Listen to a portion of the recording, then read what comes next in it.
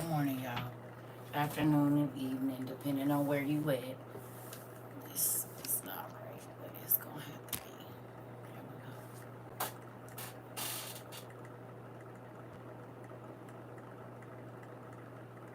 Good morning, everybody. Mm, Trying to do something very quickly.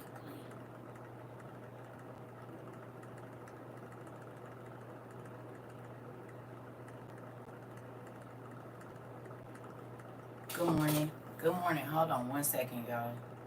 Trying to do something real quick.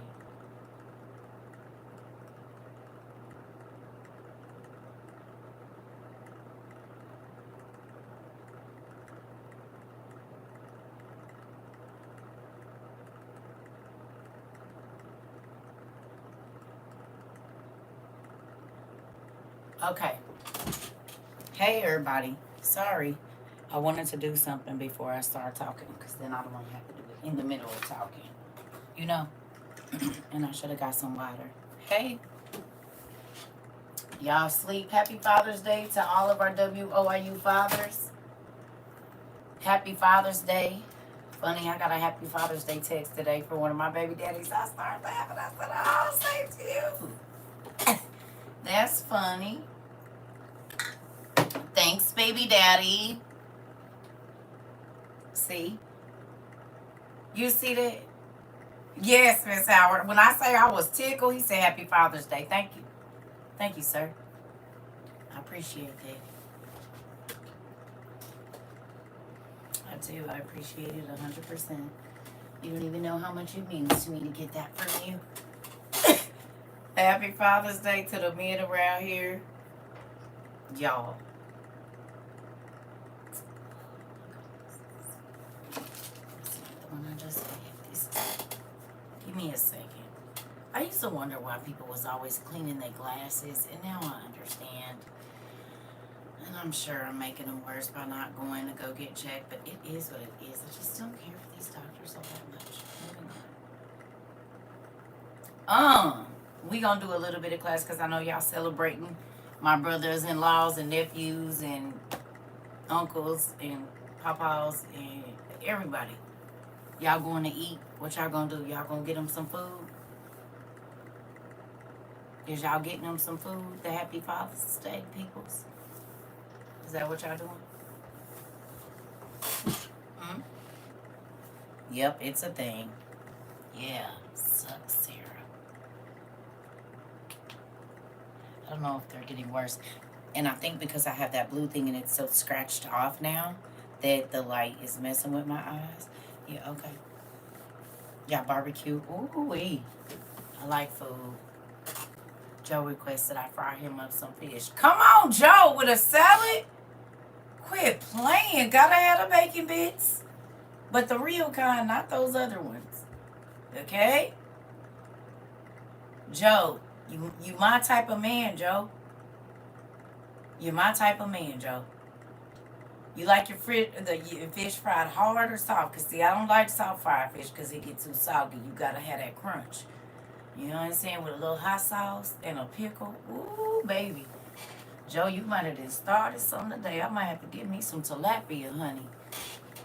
All right, yep, that sounds about right. I might have to do that. Good morning, Rika. Good morning, everybody.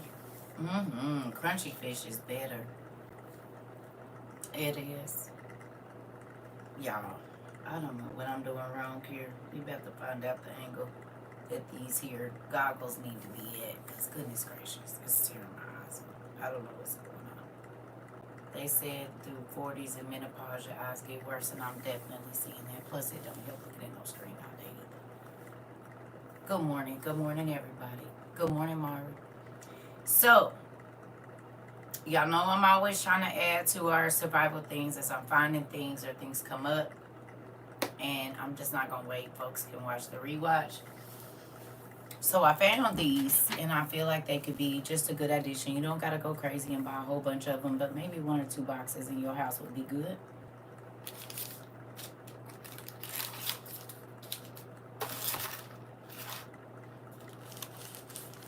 Y'all know what these is already? Y'all probably already know.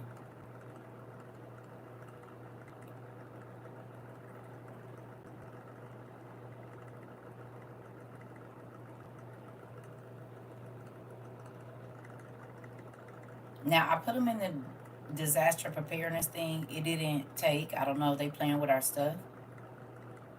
I know, Miss Ann. Just tell them you're gonna block them and then report them for impersonating me, please. They do this all the time. It's weird.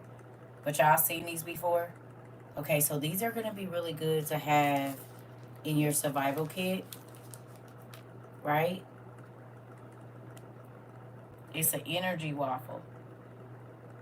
Okay, and it does have caffeine in it, but if you're in a situation where you gotta stay up, this is better than an energy drink, I think.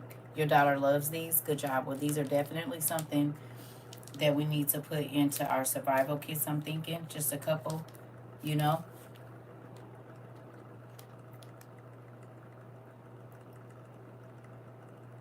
It's a Dutch style syrup waffle, okay? But it's also an energy bar. Y'all don't think these will be valuable? Yes, I seen them. They good too. You can only eat half though. Exactly. Exactly. But think about it. In a situation where food is scarce, that would be a good thing because you could eat half, wrap the other up for later. And then if you know that might have to be your breakfast if there's not a lot of food and stuff like that. So if you guys can, I'm thinking maybe one box at least or two, just if you have a larger family. But even a break off piece early in the morning might get everybody up and moving or whatever else it is.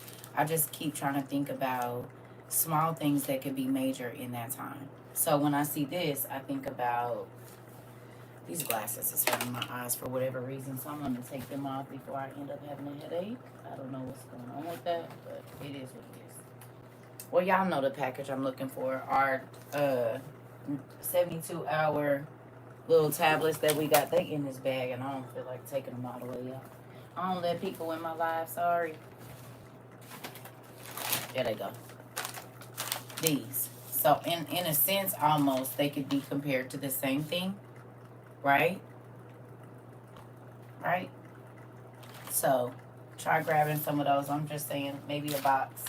They got, but each one is 140 calories. So, you know, if there's not a lot of calories to be had, those are things that'll come in handy. I'm thinking in our survival bags. You know, it's calories, it's gonna give you some energy, whatever, whatnot. I'm gonna turn these lights off and see. That might be it. It might just be the lights. Yeah, I think it's the lights. So, good morning. Yes, I'm just thinking of simple things. We don't know what's going. Y'all know my mind is always compact. How can this help? I try not to buy useless things. Everything always has one or two uses. If I'm buying something, I can use it for more than one thing. I don't buy stuff that I could just use it at one time. What water? What water? I'm gonna get some. Is you telling me to go get Mari? Mari is the person that bring you your orange juice and your water before you start teaching while he creeping up on the thing, putting the napkin over my drink. I'm going to go get it. Stay on my business, Mari. Where's your water? In my cup. Soon to be. Smart aleck.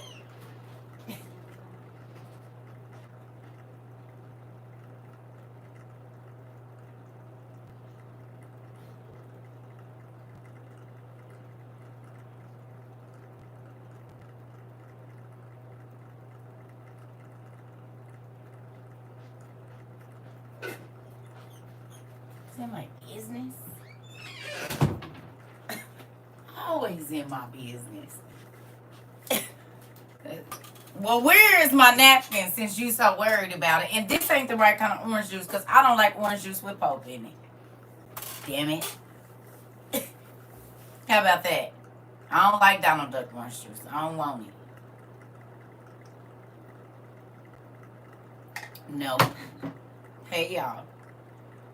Okay, so let's get this going because I already see my eyes is acting weird, which sucks. I don't know what's going on with that. I think my prescription is changing drastically. It's okay. It is all right. On the counter where you left it at your where you after you ate breakfast, Patty. Patty, we at church. I ain't eat no breakfast at church. Donald Duck. You never heard of Donald Duck? Who's ever had? It was the weak orange juice. And back in the day, they used to give it in the commodity boxes. I think I don't know. My grandma just liked it. And they always had the little cans, and you just peel that thing off the top of it. It was pure orange juice because it was like kind of bitter. It wasn't sweetened at all. You had it before, yeah. Donald Duck orange juice. You said we know you had a snack or two, and do. As a matter of fact, I got about 100 over here.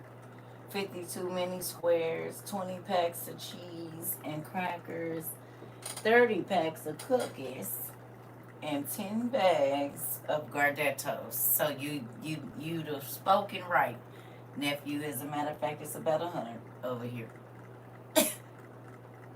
Not just one or two, but 100. All right. Let me ask you a question. On to the next. Who got a chance to go watch the documentary or Evil on Trial with Hitler?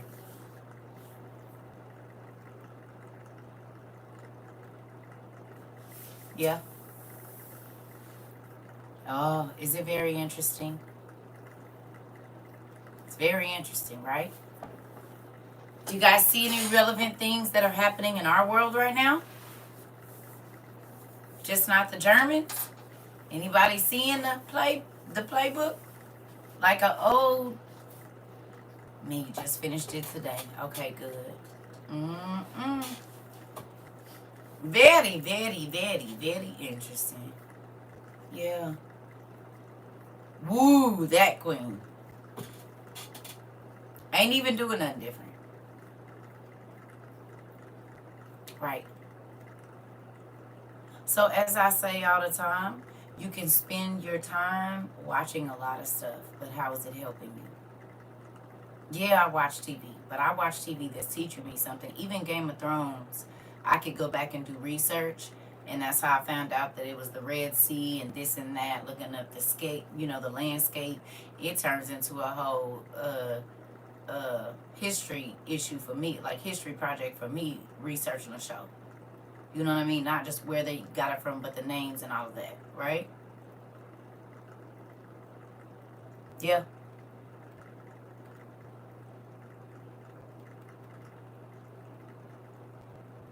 Hmm.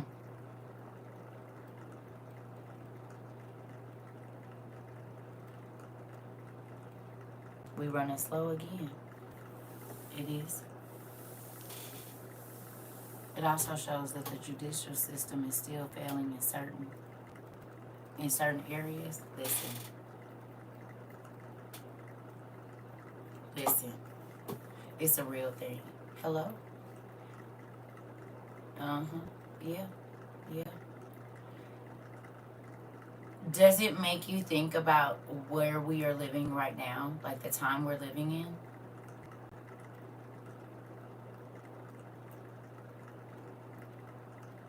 Yeah. Good afternoon. At work listening. Okay, hey Kat. Do you feel like it's relevant to where we are in the time that we're living in, the international climate, the political climate? Does it feel almost like deja vu?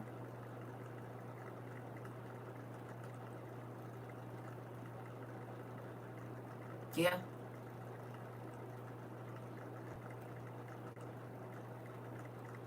Make Germany great again. Interesting.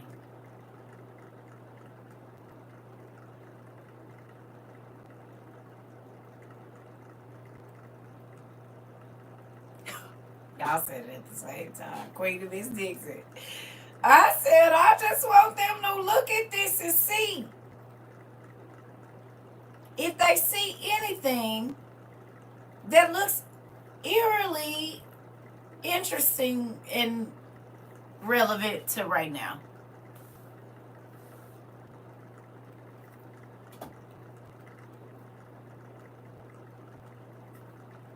Who saw it was little by little?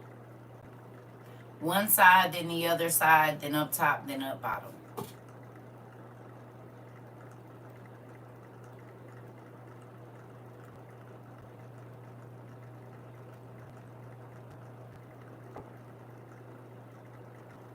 Come on. Yeah. It was the methods of public brainwashing for me. Okay. Okay. Is that not what's going on in our society right now?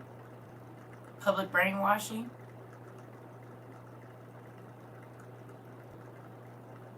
All it takes is for one person not to like somebody or to spew a lie or whatever, and then millions and millions of people hate this race of people, one type of person, one type of orientation. It just takes one. Whether it's the truth or not doesn't really matter. Because we live in a gang mentality type society. Like that's how it's group up on one person and everybody assail them with threats and horrible words and all these different things. If you don't like them, you find something you don't like about them and you use that. If you give me the microphone, I would say you never stop, it just transform. And did. Isn't it interesting where he got his prototype for the concentration camps?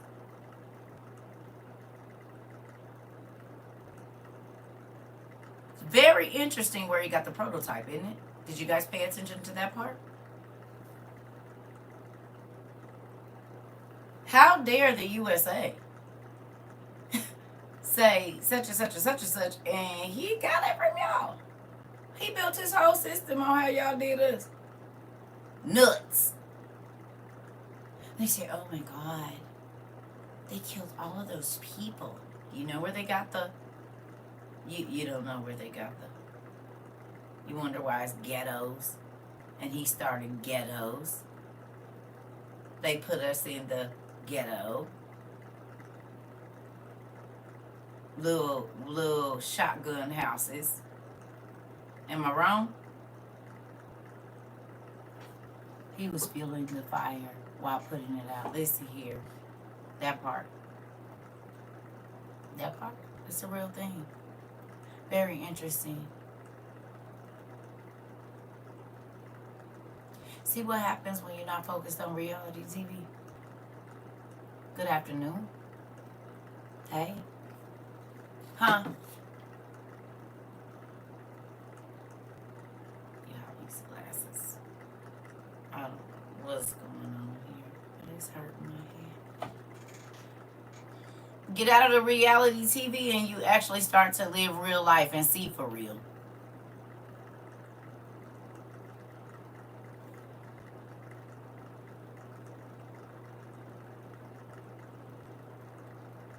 Yeah. Well, they ain't like us either.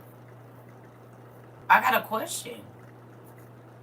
Did y'all see how dark the Japanese were?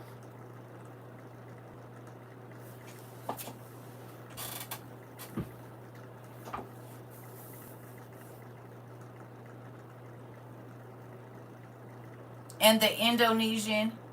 Did y'all see the soldiers? Did y'all see how black Arabia and Africa was?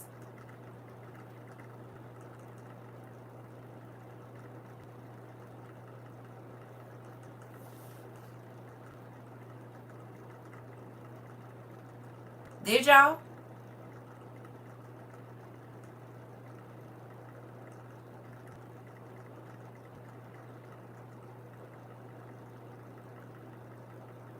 Very interesting. And that was just what, 1930s, 1940s?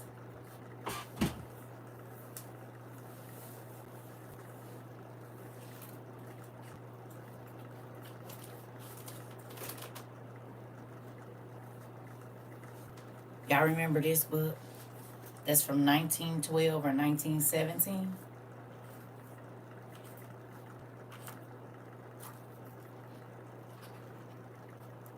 1917. Y'all remember this? Burton Holmes travel logs.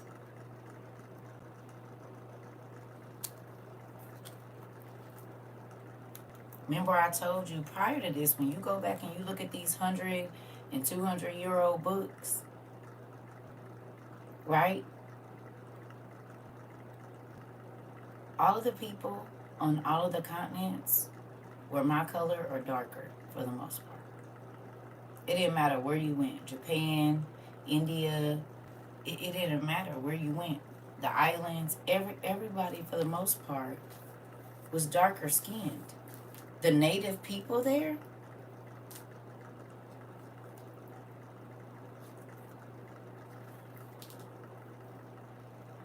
it shows you when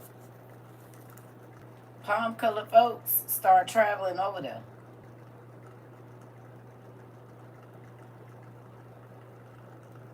Start really getting over there. And then what happened is they stayed and they started to integrate with the people that lived there. And the darker you were, the faster they tried to push you out.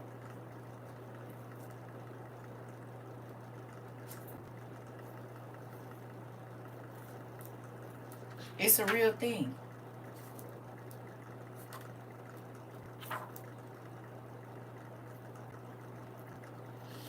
You know what else started getting ruined? All of the ancient artifacts that have been there for thousands and thousands of years. All the ancient artifacts started getting ruined and painted over and stolen and sold on the black market to collectors all over the world. Rich white folks. And all of a sudden, they stumbled upon something that they thought was a fake. They just loved the way it looked, and they knew exactly where they got it off the black market because they had it smuggled out of the country. They paid somebody to do it. That's why I like Indiana Jones, because it really be telling you what was really going on in the 20s, 30s, and 40s, and the 50s, that whole time around there. Because it match up with those books. Interesting. That's why they keep getting rid of the books. Yep, and some books you don't have access to. Right? Some dictionaries. Who remembers the dictionary app? I told you that they make you pay for. What's the dictionary that is say if you want this word, it's in this dictionary? Y'all remember? If you go online to Webster's, they have Webster's dictionary, and then they have Webster's what?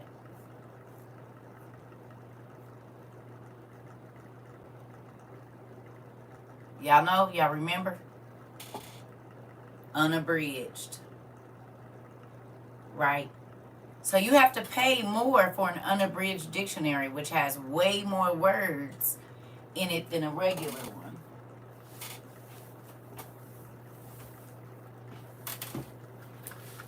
Ooh.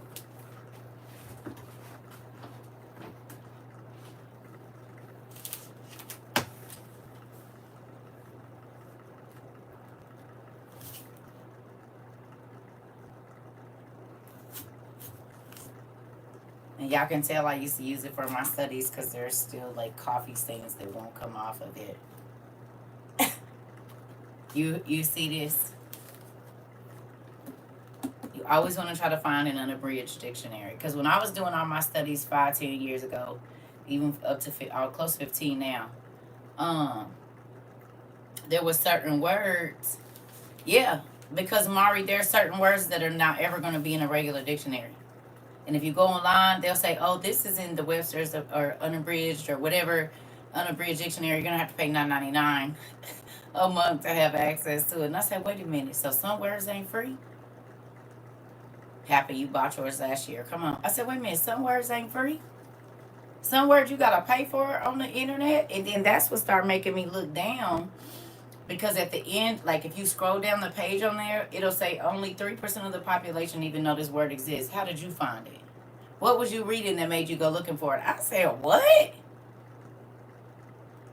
Why do you want to know? I stumbled up on it. I don't got no answers for y'all. None. Yeah. See, y'all just go right to the thing. You go to Webster's Dictionary and different dictionary sites, not Wikipedia, but the other ones, like, I can't think of all of the other ones. But at the bottom, it'll tell you the percentage of people that know this word, when it came around. It tells you all of that, the etymology of all the words, and what part of the popular. And then with some words, they'll add. It's a question thing, like, well, how did you know about? Where did you read this at? And you can leave a little. I'm not leaving y'all nothing. You don't need to know that. That's none of your business, sir, or ma'am, or computer. I'm not giving it to either one of y'all. Ain't. Yeah, it's a real thing. Yep. You don't need to know where I found it. Just know that I'm looking for it. And if I have to pay $9.99, I will. Because I want my answer. It's $91.44 right now on Amazon. Okay. That's the old one. I found mine at the Goodwill, honey. I'll let y'all about these new, which I probably should give you an updated one because that's an older one. But yeah, once I realized more words is in that book, I said, well, then that's the dictionary I need. Don't give me this little bitty thing here.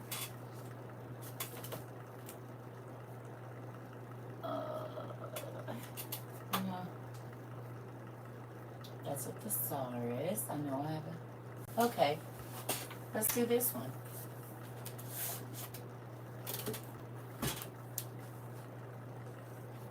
See, they got all kinds of different ones.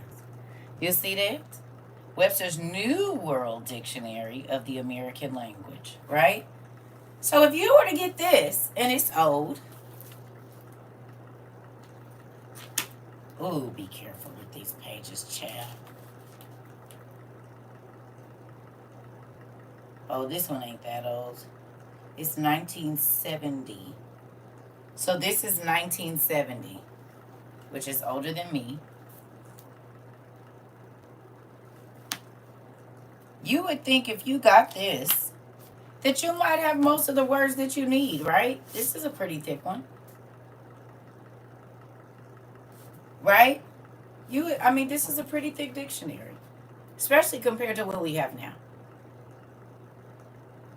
But to know that you got that big one over there that got hundreds of thousands, if not millions of more words in it, I don't know how many. Then you wonder what you'd have missed out on this whole time.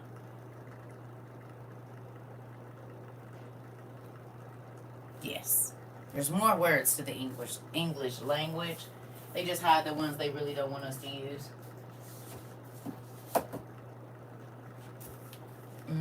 They hide the ones they don't want us to use. Gotta know where to go looking at.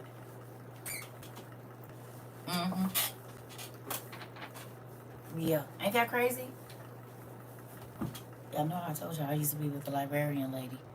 So I used to be looking at all kind of stuff. But it's interesting to find out how much they try to keep from us, honestly. Y'all ready for this?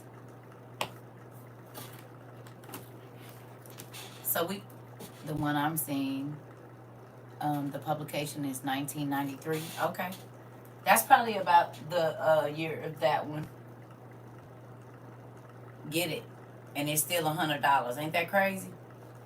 Books have a lot of value, nephew. See how much they want you to pay for the real information? This is free. But the real stuff, you gotta pay for that. If you really want to know, it costs. It's not free. Interesting. To me. Interesting. So, we're going to go through this short. It ain't going because it's Father's Day. I'm not going to keep y'all all day today. People got stuff that they going to do, and I know y'all be on here all day. Don't want that to happen. So, I need you to go to... oh, man, I screenshotted it. Wait a minute. Hold on. I might still be able to see it. Let's see. Okay, good.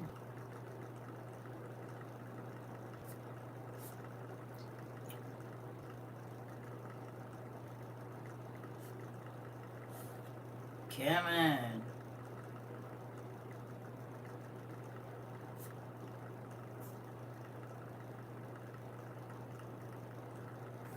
Y'all gonna have to hold on a second.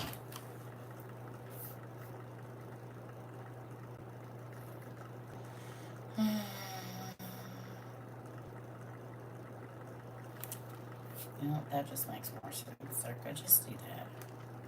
So you have it.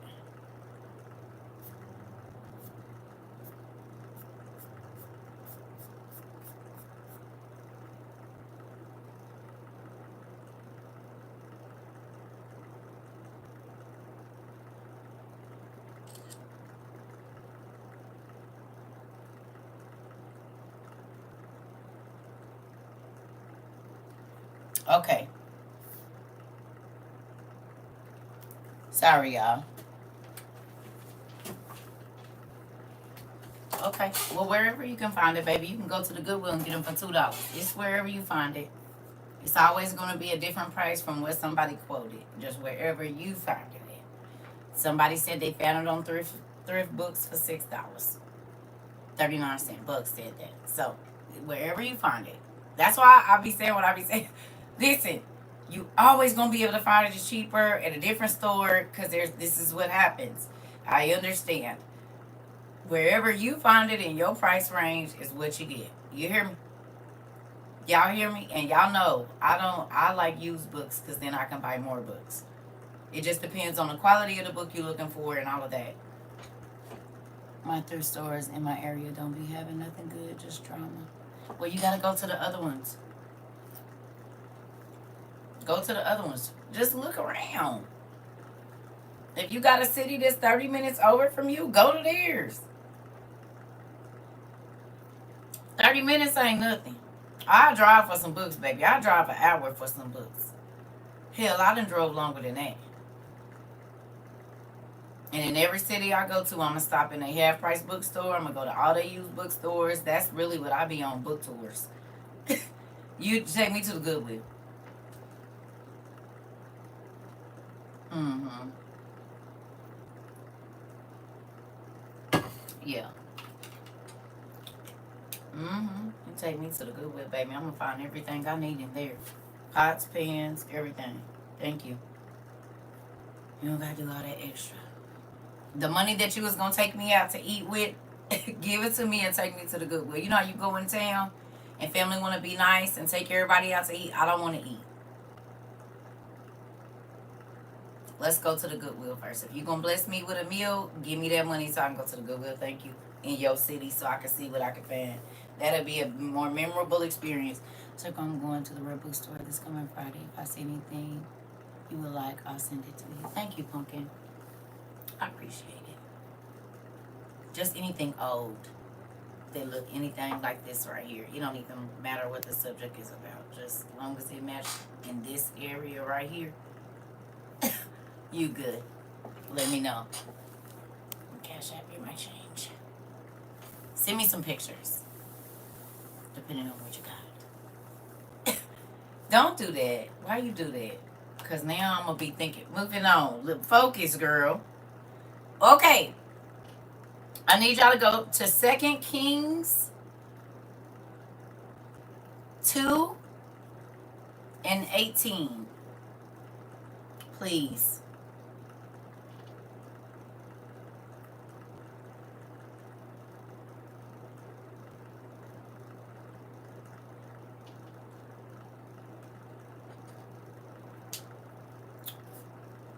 I don't know if I got time for her.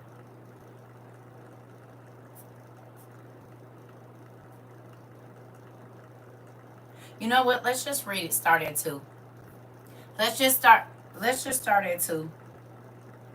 Let's just start at the beginning. 2 and 1. It ain't even that long. Might as well. This is gonna drive me. I done scratched them on the inside. I know you're not supposed to do that. It's okay. Cause it's gonna. I can't see. And that's the chemical, so I probably shouldn't have did that. We just gonna go to 2 and 1. What I'm gonna do about it? Y'all ready? Say I when you get over there. We reading in the NIV, not ERV. NIV version, not ERV, please. This is, I can't avoid it no more. I'm gonna have to go. And I don't want to, but I'm gonna have to. Okay. Okay. All right. It says, when the Lord was about to take Elijah up to heaven in a whirlwind,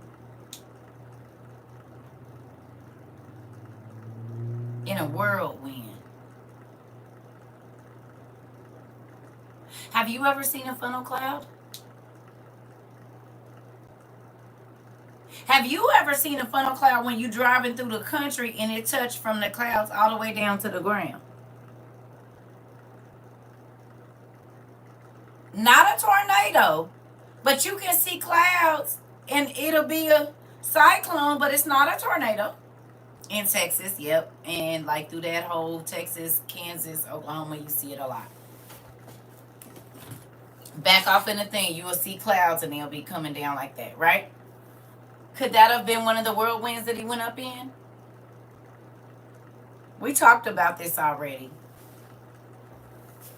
He got taken up on a chariot, and we talked about it could have been a helicopter, a water sprout. Yep. Yep. Is water a mode of transportation?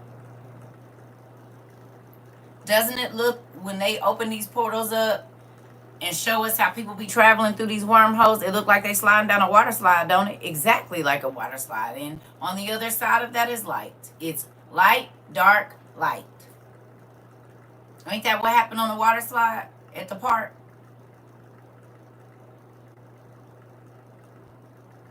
Huh? It is. It'd be dark light, dark light, dark light. That's what we see when they be going through a wormhole. Interesting. Okay. All right. It says Elijah and Elisha were on their way from Gilgal. Elijah said to Elisha, "Stay here. The Lord has sent me to Bethel." But Elisha said, "As surely as the Lord lives and as you live, I will not leave you." So they went down to Bethel. The company of the prophets at Bethel came out to Elijah and asked, "Do you know that the Lord is going to take your master from you today?" Yes, I know, Elisha said. So be quiet.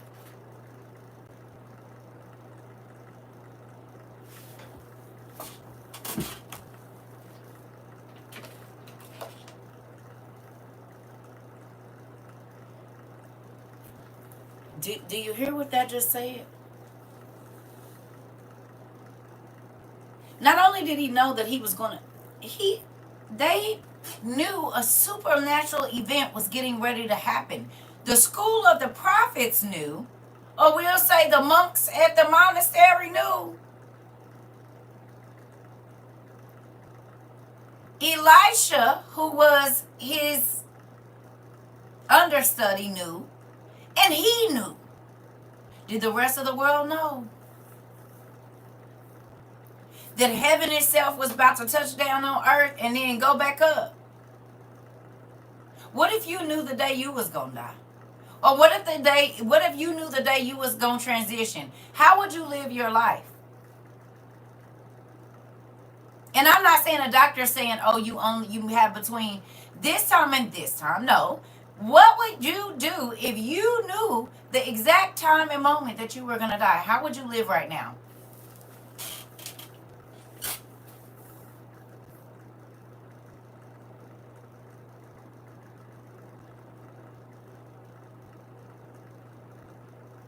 Love you too, Pumpkin. Hey, Pumpkin. What if you knew? Elisha knew the very day that he was going to be transitioned. His apprentice knew, his assistant knew, and the school of the prophets, the people that stayed connected to this eternal information, they knew something supernatural was about to happen too. But it had not happened yet. Did God have to tell the school of the prophets that he was coming? No. Did he have to tell Elijah he was coming? No. Did he have to tell Elisha that he was coming? No.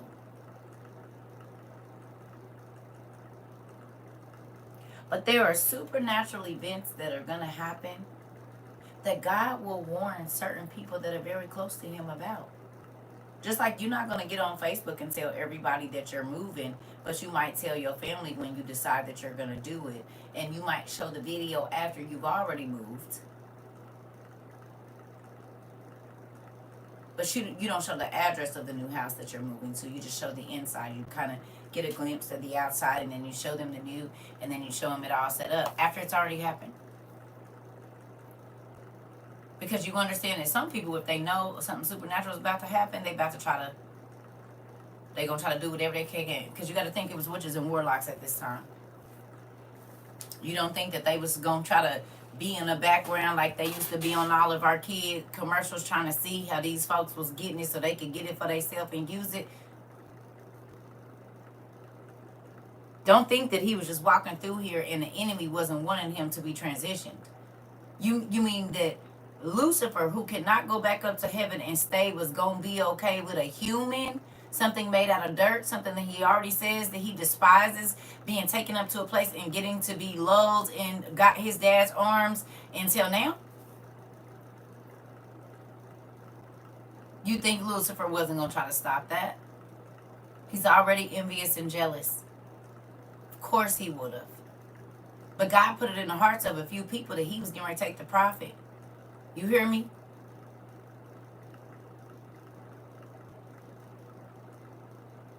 Of course he was going to set some elaborate traps.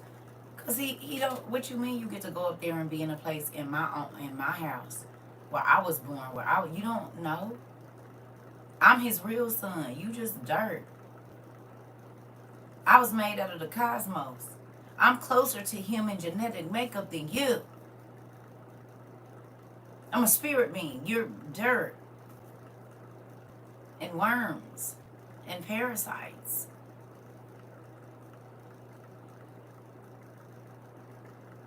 Okay. I'm just saying. Here we go. It says, then Elisha said to him, stay here. Elisha, the Lord has sent me to Jericho. And he replied, as surely as the Lord lives, and as you live, I will not leave you. So they went to Jericho. Who lived in Jericho?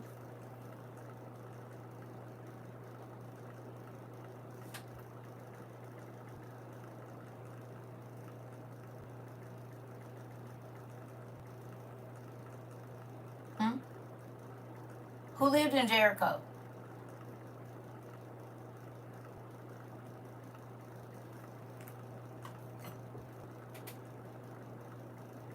The giants.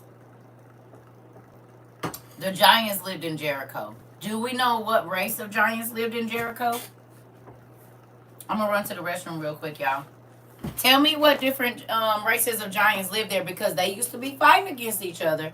So what race of giants lived in Jericho? Or how many different races of giants? You had to Google it. It says the Canaanites. Well, we know the Canaanites fought against different people and were overcome by other giants. So who else?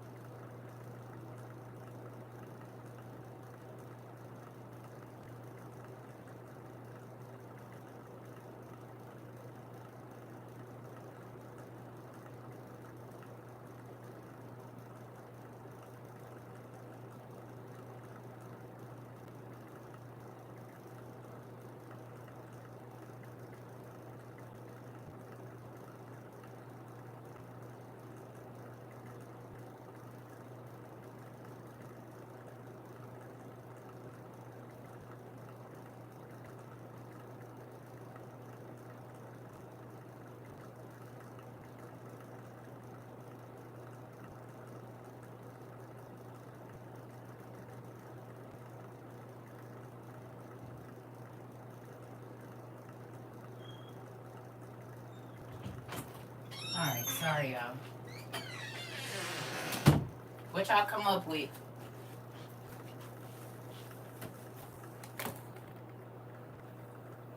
The Gibberum, the Nephilim, the Anakim, the Raphaim, and Goliath. So there were several races of giants that lived in the place where Elijah and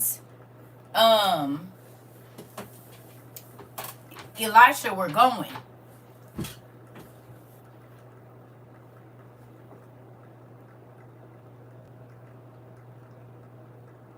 Isn't that interesting? Is that not interesting to you guys?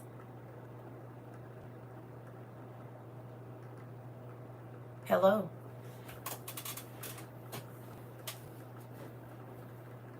Ain't that crazy? There was five or six races of giants. And then you got to understand, if a Gibberum daughter and an Anakim son get together, you do realize that that makes a different race of giants, right?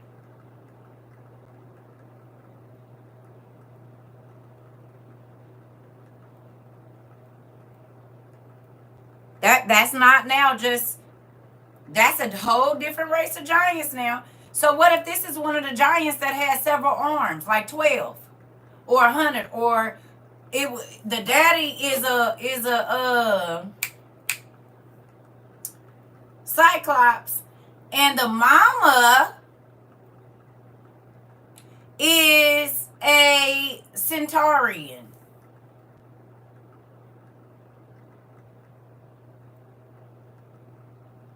Because there couldn't be more centaurs, and they couldn't have had hundreds of thousands, if not millions, of Centaurian soldiers if it wasn't some females around.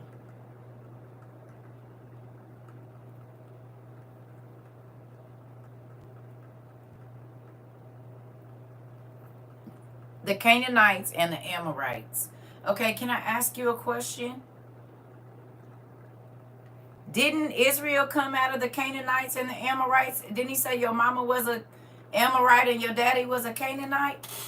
Or your daddy was a Canaanite and your mama was an Amorite, or whatever?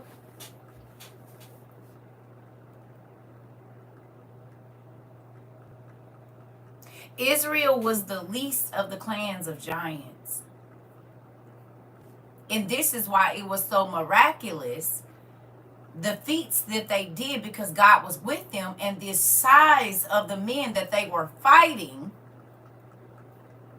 We know this because Joseph and his brothers was all giants. The stuff that they did, no natural sized man could do. A natural sized man cannot pick up a full sized bear and throw it like a rock.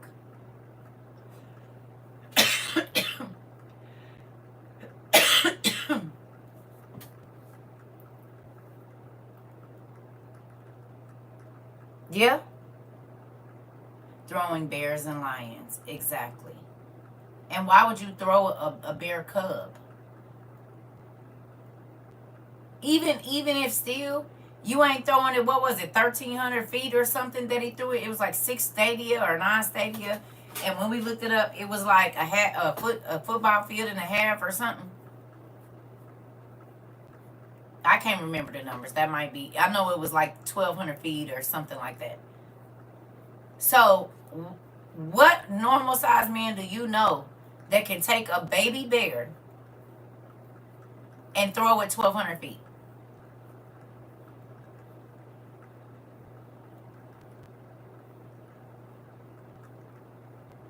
What normal sized man do you know that can run on the side and run faster than a gazelle, pick it up and rip it to pieces with his bare hands while he's running?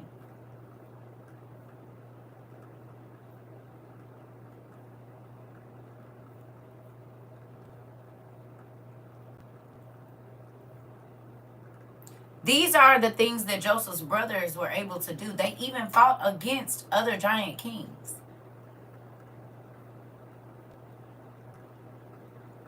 Bilsath and Hazor. These were all kings, but they were also giant kings.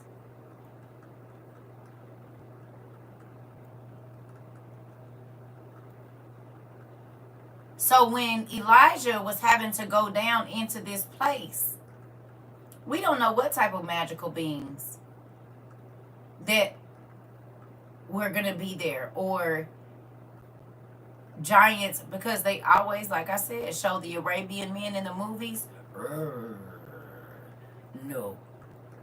Blah, blah, blah. And they're massive. They're always way larger than everybody else. Boom, boom, boom. They've been telling us that the giants was in Arabia for a very long time. It was until I came here. Hold on. You say what now? Until I came here that I stopped reading for comprehension only and started to also research while reading. It was a whole new world of reading. I'm trying to tell you. It is. And this is why I can't just read and then don't do nothing else. Because you don't get nothing from that. All right. So now that we know he's going... Oh! Tearing up stuff. Here we go. When it lists of a city, I want y'all to go look up who lived in that city. The races of people, who they served. This makes your Bible study, like she said, that much interesting. You see? Y'all just went and Googled what races of giants lived. And if you had read this at any other time, would you even thought about, damn, I wonder who lived in Jericho. But if you say who lived in Jericho, they might not say the giants lived there. They might give some other names. But if you say what races of giants lived in Jericho, that's a different question. Who lived in Jericho and what races of giants lived in Jericho? If they're trying to hide information, they might tell you the most recent people or whatever it is, or they won't go into detail that the people that lived there were the races of giants. You said I can't stop researching while reading Ezra. Yes. Right? It's interesting. Here we go.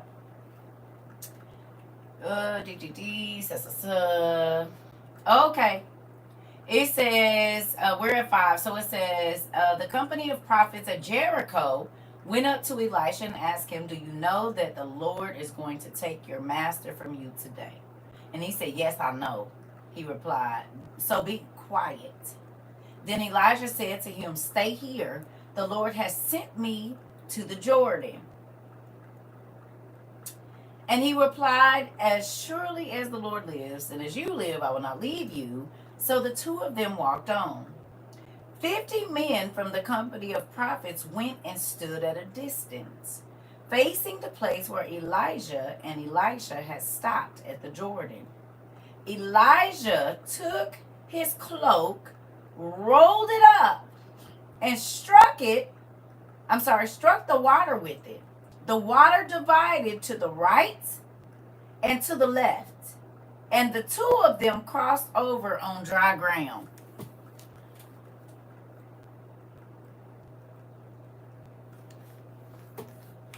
Can you tell me how wide the Jordan River is and how deep the Jordan River is?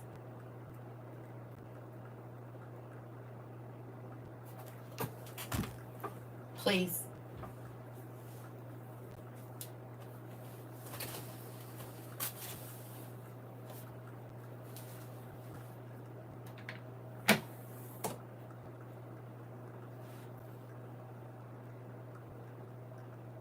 What the heck did I do with it?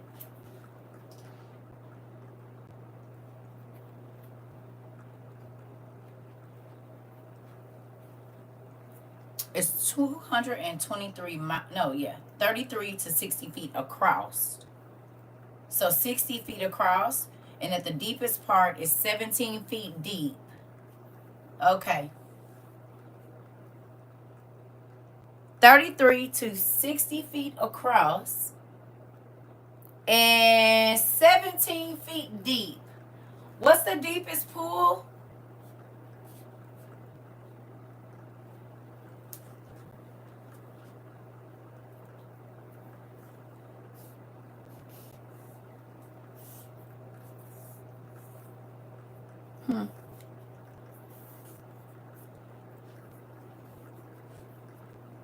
The Jordan River is 500 to 200 feet deep as it sits in the valley. So depending on where you were at on the river, it can go from about 20 feet deep to several hundred. Okay, that's right, because the higher the elevation depends on the whatever. Okay, so we'll say that. All right. Okay. So could you imagine us going to the Mississippi River at its widest and deepest part? Okay? At its widest and say we going on a WOIU camp. We hiking. Right? And we get to the river and there's the bridge that everybody normally take to get over it is down. Because of some flood or something happened, they got hit by electricity, I don't know, something. And I take this here cloak off and roll it up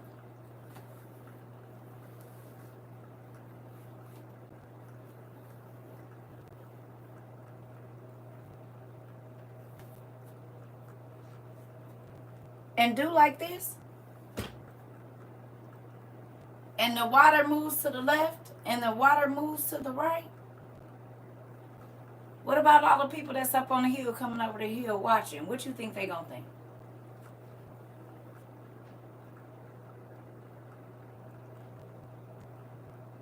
He took his cloak off, rolled it up, and hit the water. And instantly it does what a dam does now. It went up.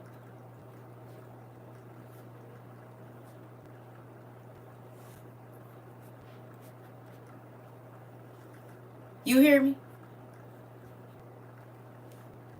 We in 2 Kings. See, this is why you gotta read, listen. 2 Kings, the 2nd chapter. I be trying to tell you. See, people be like, wait a minute, where this at? It's in the same Bible. It's in the same Bible. Just like y'all, listen. You gotta get in there. Listen. Ain't that crazy though? What would you think? What would you think? She a witch.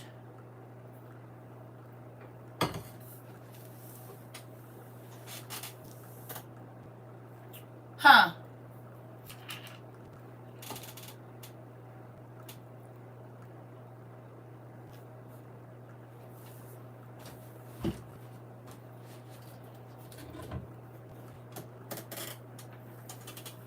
So when you see the warlocks in movies and they do like this and they can make the water come or go, where are they stealing that from?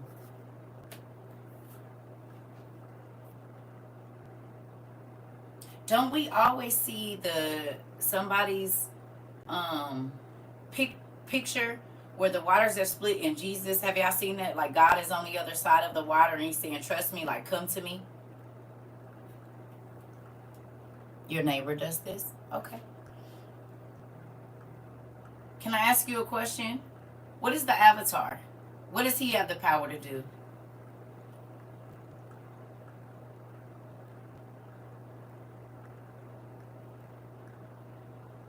Reminds me of Mickey Mouse and Fantasia. Exactly.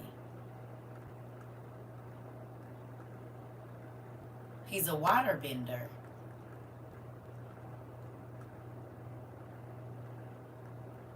Huh.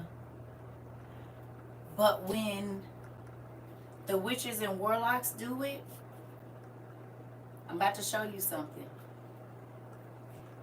Y'all ready? Y'all ready for this? When the witches and warlocks do it, they have to call on the power of something else. They have to channel energy into a space. They have to say a chant or do some type of ceremony prior to receiving the power that they need to make this so-called miracle work. Right? They have to. The power of the stars, the power of the moon, the power of Baal, the power of whoever. Right? Now look at this. If you go back, it said they walked. He said, God is calling me past the Jordan. Y'all heard him say that? Y'all heard him? He said, God is calling me past the Jordan. When God called him to Jordan, he already knew that the river was in their way. He already knew that. There was only one way he was going to go. Okay? He knew. He knew that the 50 prophets was going to go back and be spectators. And they was going to want to see, oh, he said he called him, but how you going to get over there? Okay? And you trying to get his apprentice off his square by telling him, you know your master going to die today. You know your master is getting taken away today or whatever it is. You know he leaving you. Why wouldn't you just be praying that he would be okay because he's this close to this man? He didn't study with him. This man is responsible for his spiritual growth, and you want to rub it in his face that he ain't what? Because he won't follow y'all?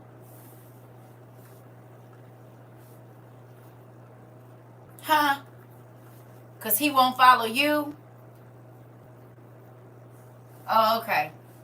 Moving on from that. Anyway. Do you see that Elijah had to say, I call on the power of God. I call on the Holy Spirit? Or was it because he was going in the way that God told him to go? God had already imbued him with the power to do what he needed to do. Sometimes you be waiting on something that's already given to you. The only reason it ain't activated is because you ain't got up and got moving.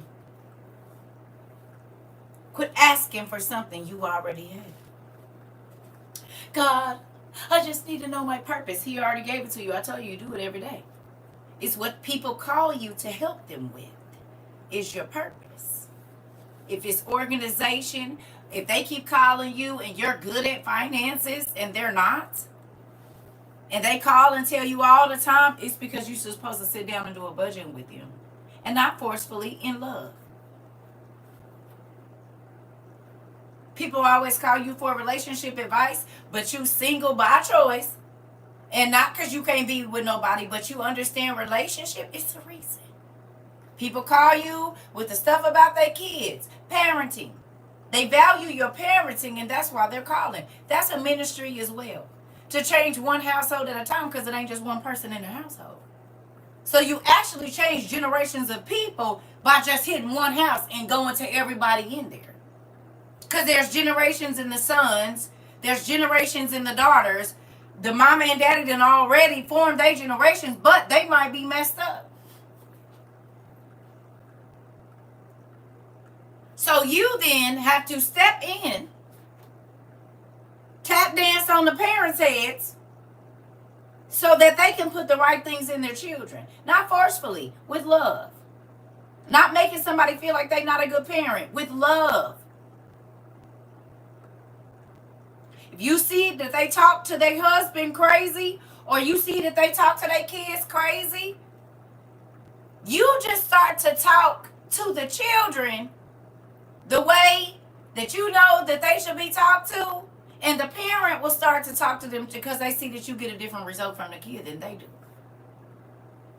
They might not tell you, but they're going to change the way they speak because they see how that baby light up and get up and do exactly what you said. Most people don't want to be out-parented, so they're going to do what works.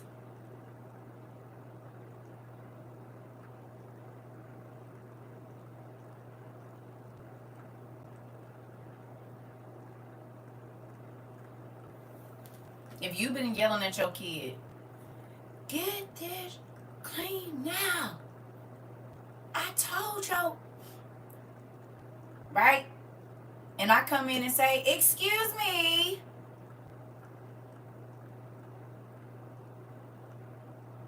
How old are you? I'm 4.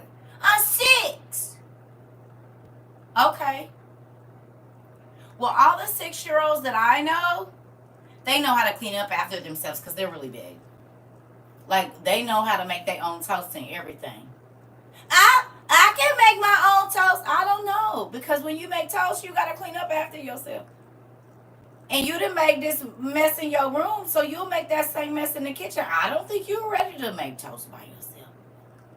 But I can. I can make a peanut butter and jelly. No, because you're going to have jelly all over the...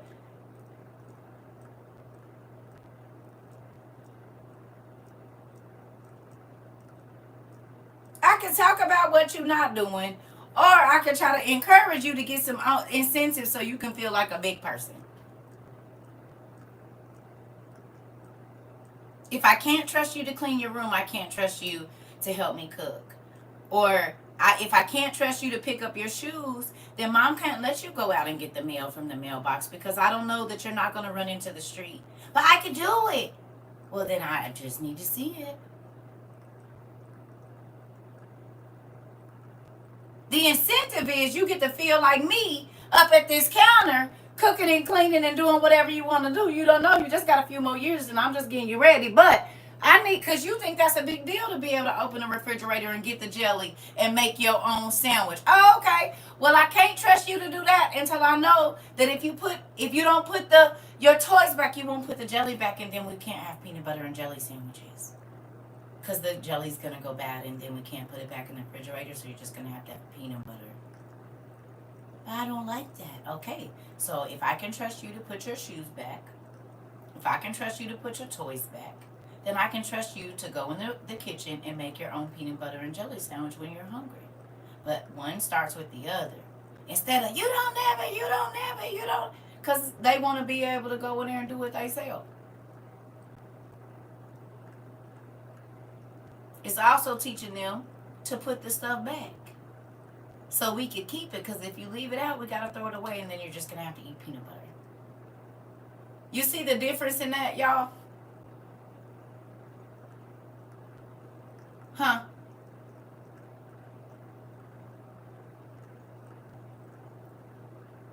You're not tearing them down, telling them what they're not doing. You're getting them excited about being responsible. You're getting them excited about being responsible. Oh my God, you put all your clothes up.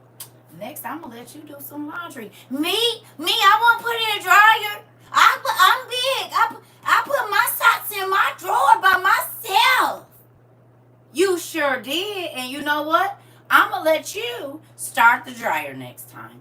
I get to do it. No, me. Okay, well, you get to start the washer then. Send your little tail up. Send you up. Because y'all about to be doing laundry in just 1 year and 1 month from today. I'm just making sure you know what to do. And will. Children love praise, and I got all of it for you, especially if I get to go in my room and ain't nothing going on. Yes, they be fighting to do it for you too. And will. It's all in how you listen. No, I took the trash out. No, because I got the bathroom trash and mommy and daddy trash too. You'll get sick of knocking on. You need any trash taken out? You got some trash? You want me to check you got some trash? Or you got some trash? No, I don't have no trash. You sure? You want me to check for you? No, I don't need you to check my trash. What I do need you to do is go check under your bed and see if them crackers that you thought you snuck and I didn't hear you opening is on the floor. And if they do, better get that hand thing and get under there and get them up. Okay, mommy, I love you. I'm going to go. Okay, go check for them crackers under your bed. Because I heard y'all in there rattling them. Racing, tripping over each other to do it. I'm trying to tell you. And will. That's what I need you to do. Don't check for my trash. Check for yours. Mm-hmm. Go on and do it. I make you think you do it. Ooh, you can fold them towels so good. You said this was definitely me sneaking food. I'm trying to tell you. I already know. Listen. It ain't no better for towel folding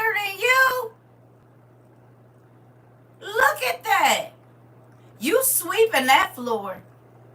That dirt ain't got no. You know how to clean up. Dang, I didn't even know that. I'm big. You see my muscles? I'm big. Had chicken bones under the couch, being the sausage cans in the back of the closet. Baby, listen, I was hungry. You sound just like my damn kids. I used to be like, I'ma kill them. I'ma kill them. I say no eating in the room. It don't matter. So finally, I just got rid of the table. Well, we don't need this because y'all gonna sneak food in y'all room. You might as well go on and eat in there. We don't need it. I'm wasting space. I could turn this into a storage area. Ain't no sense in me having no table. I ain't got a table right now. I eat in my bed. Now, I ain't saying I don't like them. Because you're really not supposed to eat in your bed. If y'all doing it anyway, ain't no sense in me taking up no space in this living room. Or dining room or wherever the table is. Listen.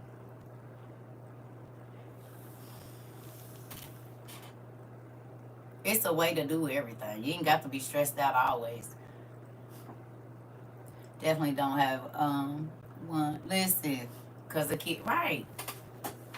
They want to eat in front of the TV, which is bad, but they do it. Okay, moving on.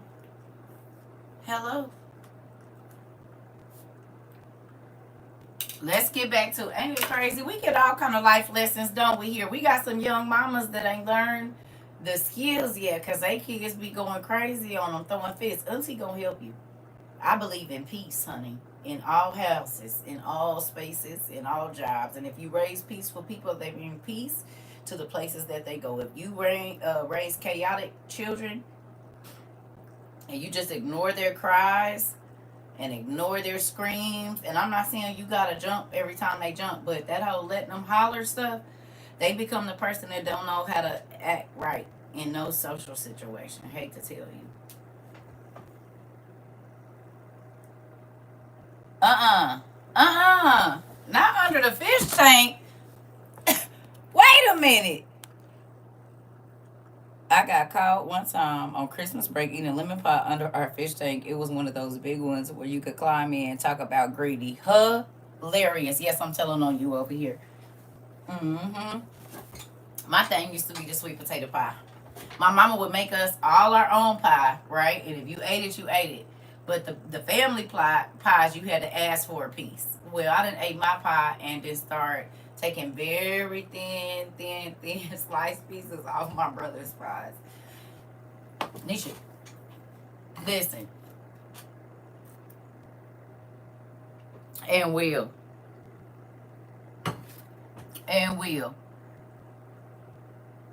I used to just cross my fingers and both my daughters knew to cross their legs anywhere. That part. That's a good thing. You see that? At the school I went to, that mean be quiet. That's good though. Y'all do that with y'all little tone? That's smart. Who taught you that? What Wayman you didn't practice that on? Y'all hear that? Tone said if he crossed his fingers, his daughters cross their legs. That's good. I like it too. Especially when they little. Because I used to say crisscross applesauce. But that is a good deal too.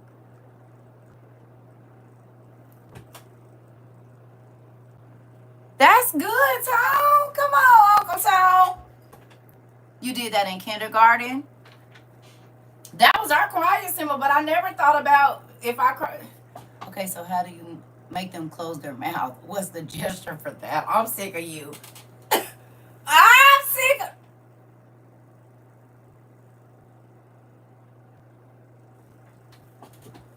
You ain't grabbed their lips just right yet? Hilarious. Get your cousin. I say the twisted, because this word, listen, okay, so let me tell you. I'm on the phone with y'all niece this morning, and she let an F-bomb slip out. When I tell you my smile went to frown so quick, and we on FaceTime, I just did my fingers like this on the thing. She said, Mom, I'm sorry. Baby, before I knew it, this girl about to be 22. And before I knew it, I had tapped and grabbed the screen like this, and she 200 miles away. I will grab your lips so quick and twist them. How much talking can you do with that? Because I'm a do like this and then this and pull you close to me. What is it that you was trying to say? Tell me. I will grab them by their face so quick. Y'all don't know.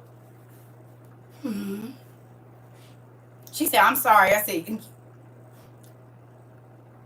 I will grab them lips so quick, but they do it to their kids now.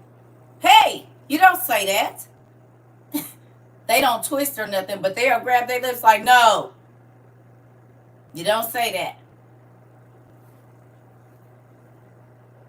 It's a natural reflex now. I will grab your lips and twist. I do it. I used to do this to my ex-husband. Lord forgive me. Let him be talking crazy. I just grab his lips and turn. He'd be like, stop talking. Because you sound real crazy right now.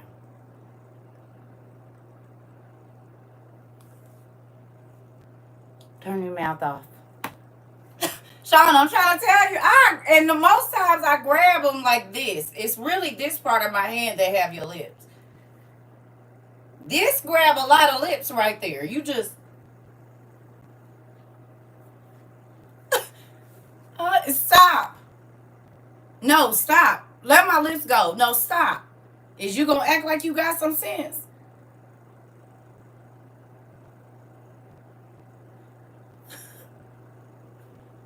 My daughter's friends stop cussing when I'm around. Yeah, they do. They used to tell them, you can cuss in front of your mama. You can't cuss in. You know how we cuss in front of your mama? You said trigger. You know how we cuss in front of your mama? We can't cuss in front of my mama like that. You're right, you can't. And they friends didn't try it, and I said, oh yeah, you'll need to leave. I'm grown, but this is my house, and you came over here with my kids. There's no adults here. I don't care. As long as I'm still the same amount of years older than them, you'll never be an adult in my house. Not like that. Not where you can come in with a drink and be talking about, hey. Oh, no. We don't have those kind of adults here.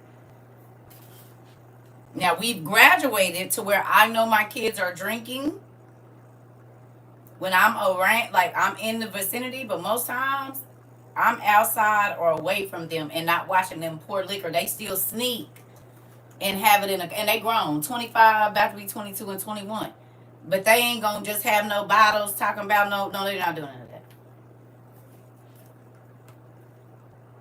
that. They gonna have a cup, and I know what's in the cup, right? I know what's in there. 9 times out of 10, they didn't try to sneak it. They pour it when I'm not around. Because they having birthday parties and inviting their friends, and they old enough to drink, but you ain't just about to be pouring no liquor in my face. We're not doing that. No. I know they smoke. Right on the outside. I don't care if this is your house.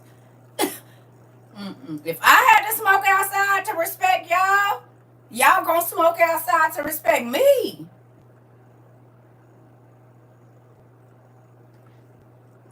What? If I had to wait till y'all went to sleep to give me a little glass of wine, oh yeah, y'all gonna wait till I leave.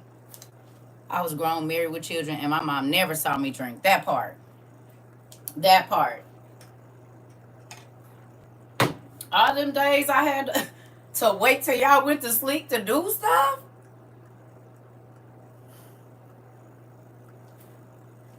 How many things you done had to wait till your kids wasn't around, wait till they go to their dad's house, grandma's house? You can't even just be a regular individual.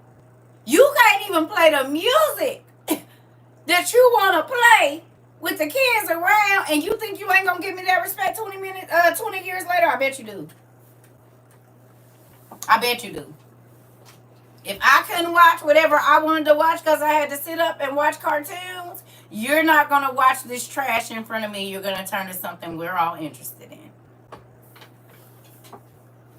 Man, I'm so irritated that I have to wait until the kids come in the house so I can go outside to medicine. Don't let them be outside playing basketball. I already know how it is. That's why yep. Yep, I already know. Wait till they go to school. See, that's why I used to get up at 3 o'clock in the morning, though. Because, see, I done already had my goods and coffee and wrote in my journal and read by the time they got up at 5 to get ready to start getting ready for high school and all of that. Or even before, girl, I'm going to have my time. If I got to get up at 3:30, that's 30 minutes to sit and think about what I need to do, cook, whatever papers I got to sign. But while I'm doing that, yeah. Mm-hmm. Listen. Mm-mm. I don't want no parts of it. I'm just. I got a picture of my grandbaby today. Her mama would call me, and she was asleep with a little bonnet on, so she just sat up, eyes closed, picked up her cup and tilted it up like it was the last of a beer, shook it, eyes still closed, kind of creeped her eye open a little bit, trunked it, and laid back down, cause wasn't nothing else in it. Sleep, just like an alcoholic. You wake up, hit your bottle, and go back to bed. I said, look at her. Not that she said, yeah. Only reason she didn't hit me in the face with it because I'm up. She said, because normally she'll be tapping on my head with that cup. She'll just throw it like, go get me something to drink. I'll go get me something. Y'all kids be doing that to y'all too? They be throwing their sippy cups at your face for you to wake up. That's how they wake y'all up. They don't say juice, please. They just throw their cup at your face. Drink. Drink now. Like, I'm good. No, thank you. Well, my daughters was good. They used to. You said shaking my head. Hilarious. Hilarious. Listen, kids is a trip, and you let them do it because they little. Oh, daddy was strict. Most times dads are strict, so your wife probably had to deal with it. Most times dads don't get to see that part of the kid. Hate to say it. Y'all be up and at work or whatever. Yeah, we go through hell raising y'all little hellions that y'all give us.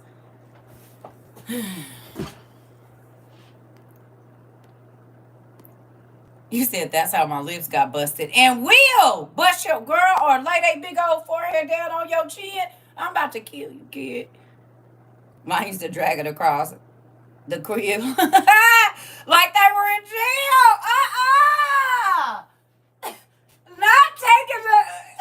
She said her baby should take that cup across the bars. Like, CO! CO! Can I make a call? CO! I've been walking. Listen here, hilarious.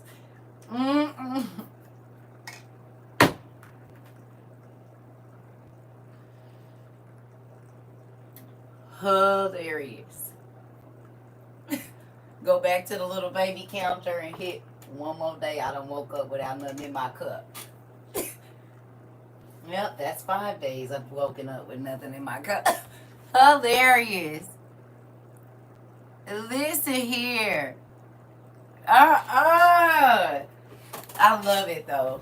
Kids have their own personality early, honey. And do. Come on, y'all. We going back. All right. Here we go. So it says, and he replied, as surely as the Lord lives, and you live, I will not leave you. Oh, we did that already. Okay, here we go. 8. Elijah took his cloak, rolled it up, and struck the water with it. The water divided to the right and to the left, and the two of them crossed over on dry ground. When they had crossed, Elijah said to Elisha, tell me what I can do for you before I am taken from you. Let me inherit a double portion of your spirit.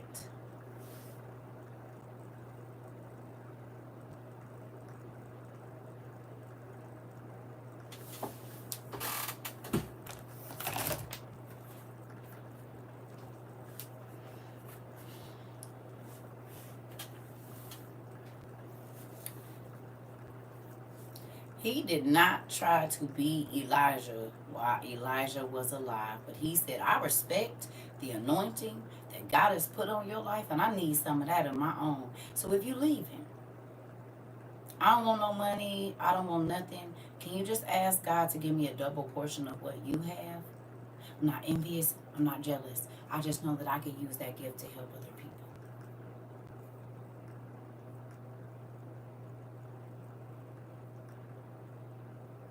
He did not go and try to be Elijah while Elijah was still alive.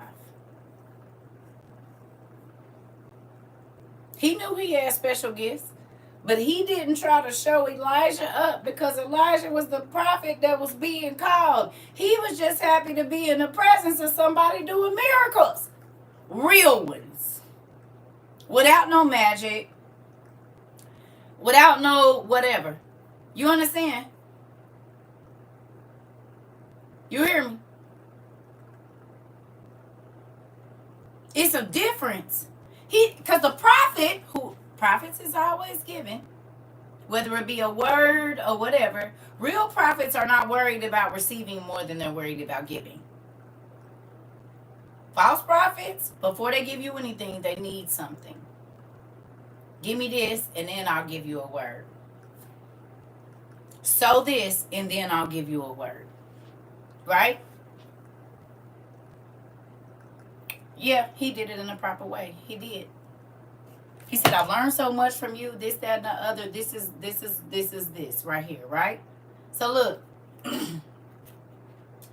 He says, you have asked a difficult thing, Elijah said. Yet, if you see me when I am taken from you, it will be yours. Otherwise, it will not. So that means, what did he have to do? If y'all walking together, how am I not going to see it? Have we not seen the videos right now where two people were sitting at the airport and one of them just... We done seen the videos of the people disappearing. Have we not? All they stuff dropped to the ground.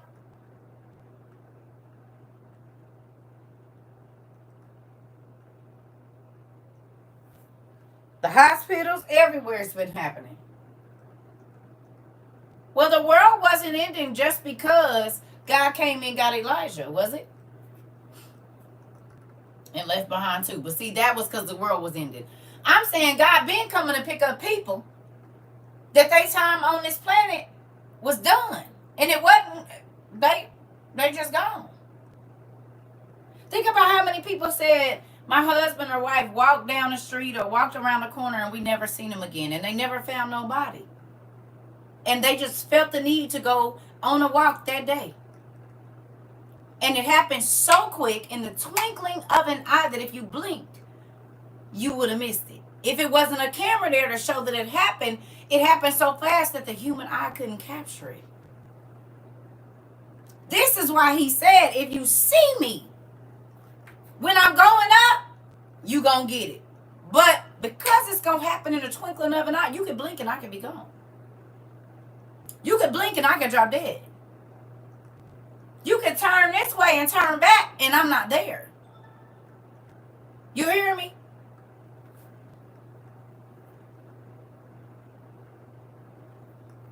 Right?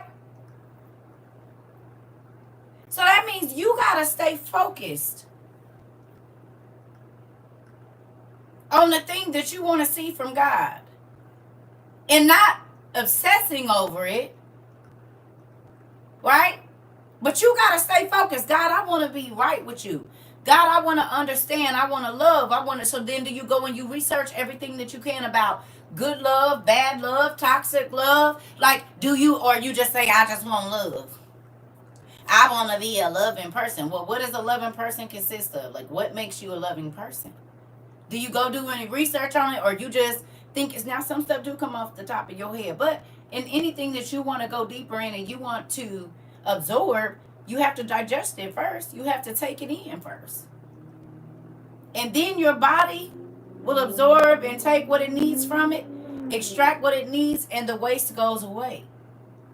It's just like that in our spiritual lives. We always talk about how we want God to change our life, but what does change look like for you? And do you stay focused on the change, or do you stay focused on the problems that start to come that's stopping you from changing? Which one do you pay more attention to? The change you want to see that's through these dark trees, or you don't swim well and you gonna be up to neck high water, but God said it ain't gonna go above your head? Or do you keep talking about what's wrong, but while saying you want to change? How about you talk about what is right? Focus on that, and then you'll start to see that.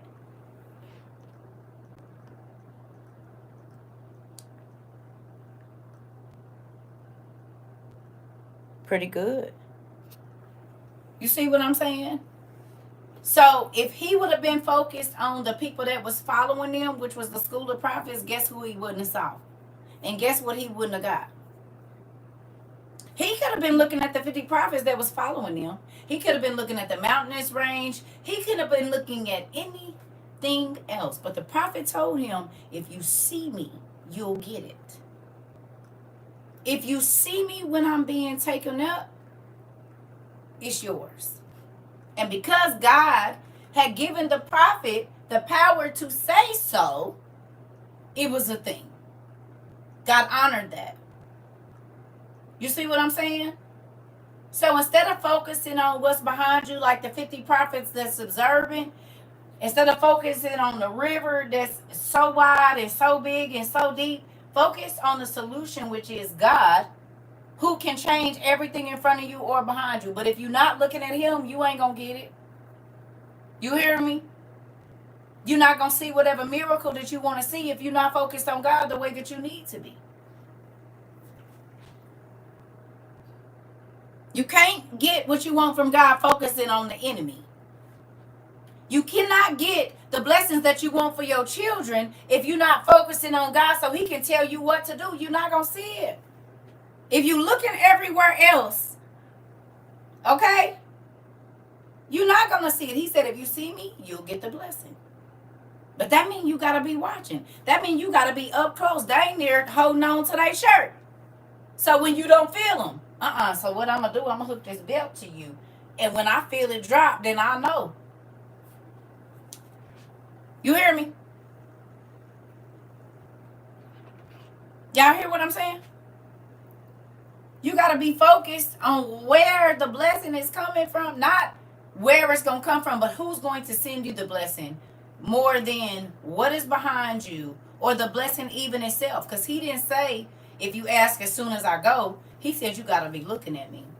You got to be paying attention. And that's the only way that you're going to get this blessing is if you pay attention.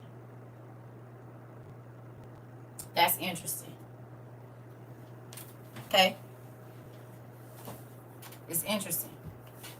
Because sometimes we be focused on everything else but what we want to see. We stay focused on what happened, where we used to be, where we thought we was going, what people said about us, instead of being focused on what we want to see, talking about what we want to see, talking about where we would like our life to be. And then starting to put a plan. It starts small.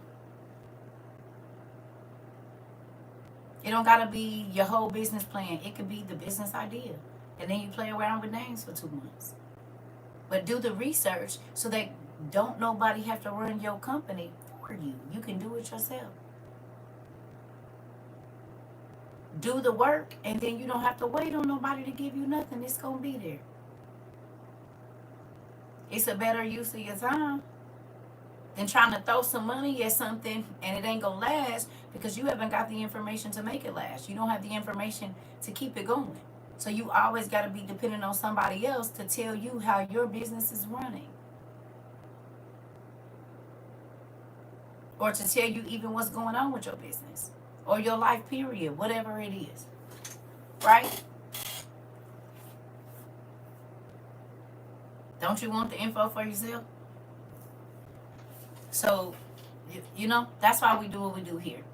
I want you to go look and I want you to go study. I want you to go find it. I want you to look for yourself. That's important because you're not always going to have somebody to spoon feed you information. You have to understand for you. And they might not have your best interest at heart. Come on now. That's what I be trying to tell people. I be trying to tell them. Okay, so here we go.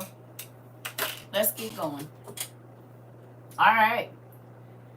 So it says, as they were walking along and talking together, suddenly a chariot of fire and horses of fire appeared and separated the two of them. And Elijah went up and Elijah went up to heaven in a whirlwind. Elisha saw this and cried out, my father, the chariots and horsemen of Israel. And Elisha saw him no more. Then he took hold of his garment and tore it in two. And then, Elisha then picked up Elijah's cloak that had fallen from him and went back and stood on the bank of the Jordan. He took the cloak that had fallen from Elijah and struck the water with it. Where now is the Lord, the God of Elijah? He asked. And when he struck the water, it divided to the right and to the left, and he crossed over.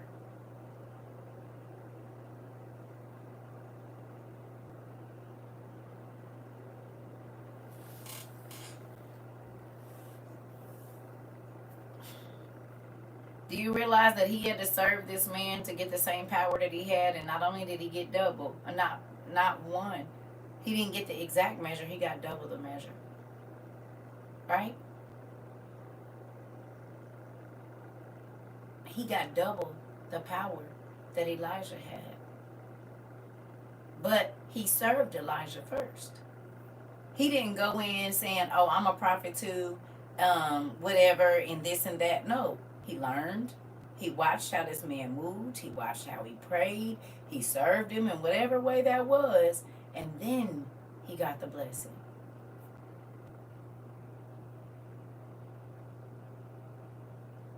Crazy. He was a servant and a student, but then he became the master. He didn't instantly come in saying, oh, I'm a master too. He came in, he learned under this man, and he was twice blessed for it, or doubly blessed for his servitude and his obedience. Because he said, if you're paying attention and you see me, you'll get it. Right?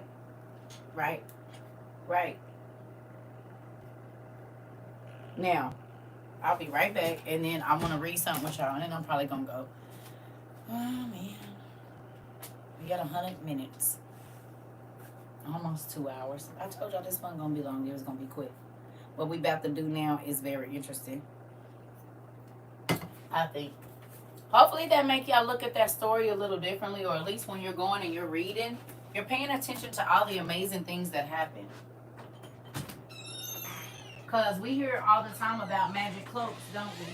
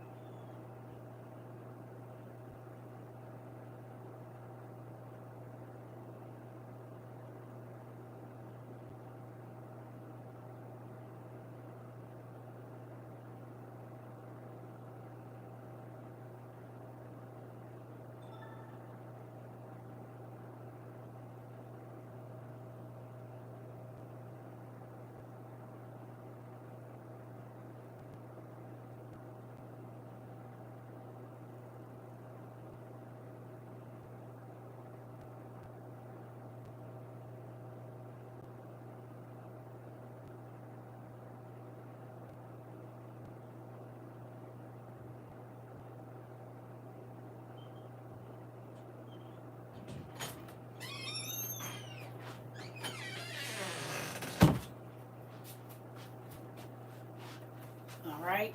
Y'all ready for this next little whatever we got? Here we go. I need you to go down to verse 19 real quick.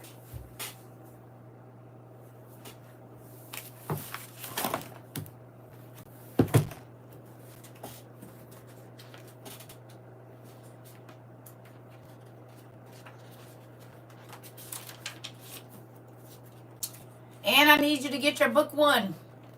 Book one. Go get your book one. Go get book one. Please. And have it on the side. Y'all ready? Say aye if you're ready.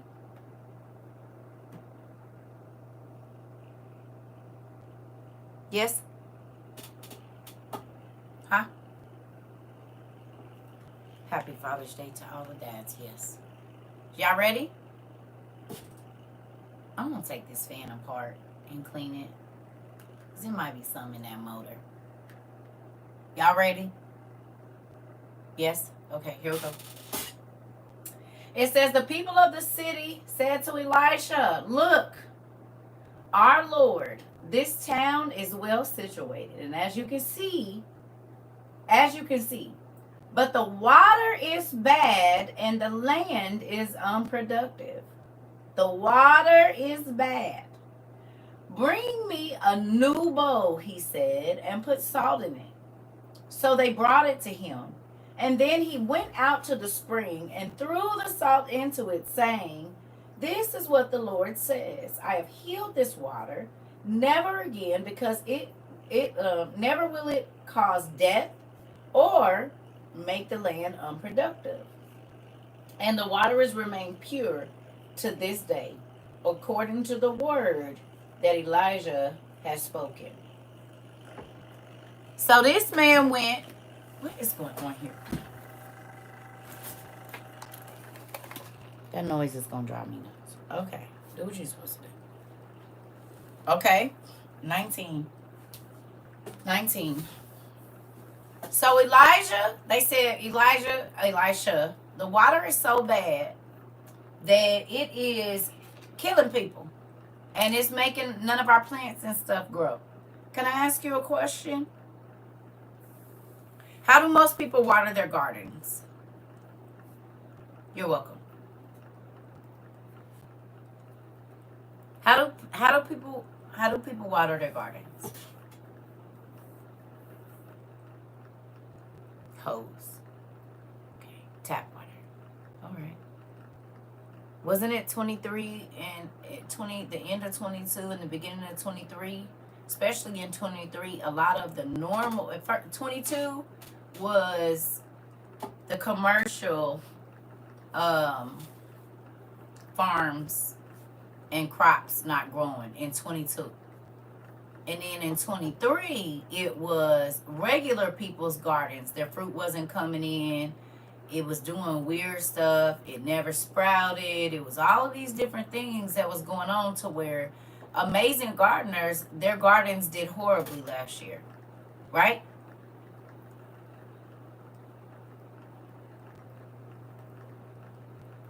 People started breaking out with different skin lesions and all kinds of stuff because of the water. Right?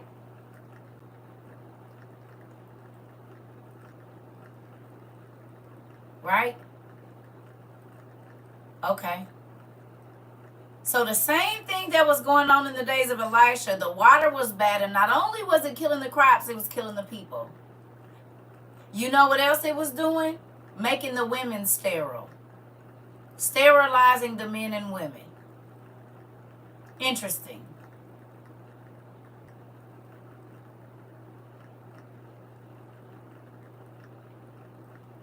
You know what happened once all of those barges started falling into our water? Everybody's crops started failing.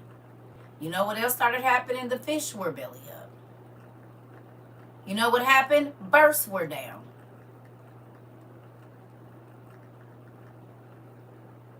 Interesting.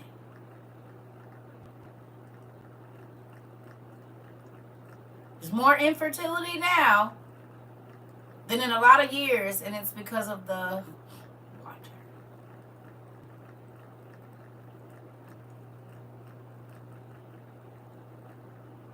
Okay. Y'all got y'all book one? Who got their book one?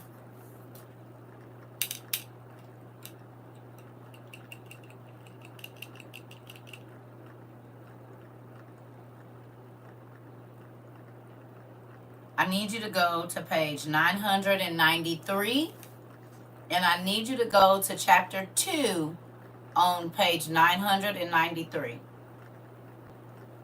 Book 1 of your Old Testament Supergrapha. Go to, it's the last chapter of the book. That part, Justice. And we can find out exactly what it is. Yes. Good job. We're there. That mean y'all there? Okay. Say I once you get over there.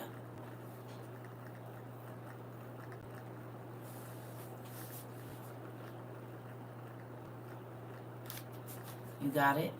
Okay.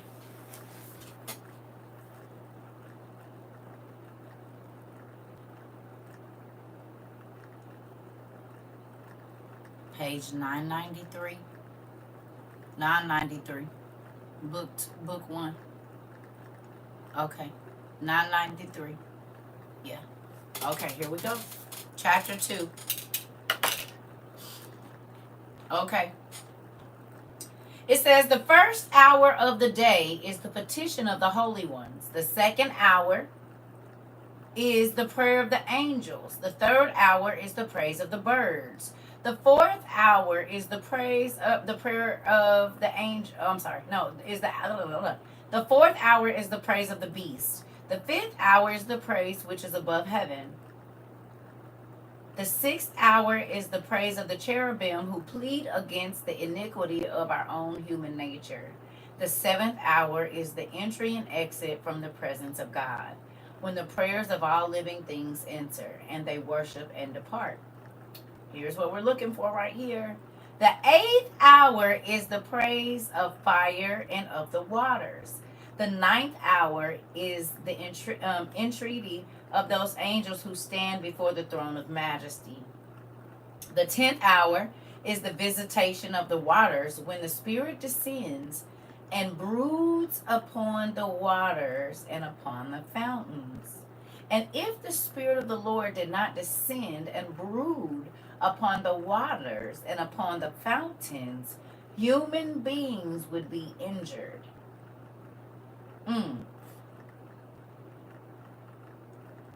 And everyone the demons saw, they would injure. And at that hour, the waters are taken up, and the priest of God mixes with them consecrated oil, holy water, and anoints those who are afflicted, and they are restored and healed. Interesting, isn't it? Now, y'all done been around a big body of water, like early morning, and there's always a mist over the water. Y'all ever been to a lake? Like when we was in Tennessee, there was mist coming off them. It was so beautiful. I want to go back there. It was so beautiful. I want to go back there. I want to go back. I've never seen anything. I lived in Arizona too, but I've never seen like that. That steam coming off the mountains and the smell of outside, baby, that is the best. You said yes, at 5 o'clock in the morning we would go fishing. Who knew that was the Spirit of God, that mist, that mist that lays over the top of the body of water was God's Spirit purifying it so that we could drink it and get in it. Yeah, you just moved to AZ. It's real hot. Very, very, very, very hot. That's why I moved away. Isn't that interesting? And in the scary movies, they try to make you think that the mist is something spiritual, don't they? Wasn't it even a movie called The Mist or The Fog? And if you went into the fog, it was a supernatural experience, wasn't it? Whenever something bad is getting ready to happen in the movies, they try to teach you that fog or that mist is something bad. And who knew that it was actually God's Spirit resting over the waters to purify them for us? The Mist is by Stephen King. Okay.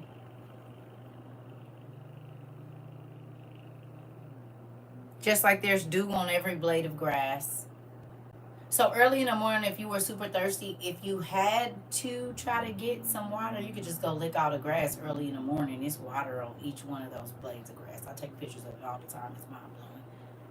The mist over the grass in the morning. Because it sure do be a light layer of mist right over the grass. But you know what be under that? Dew.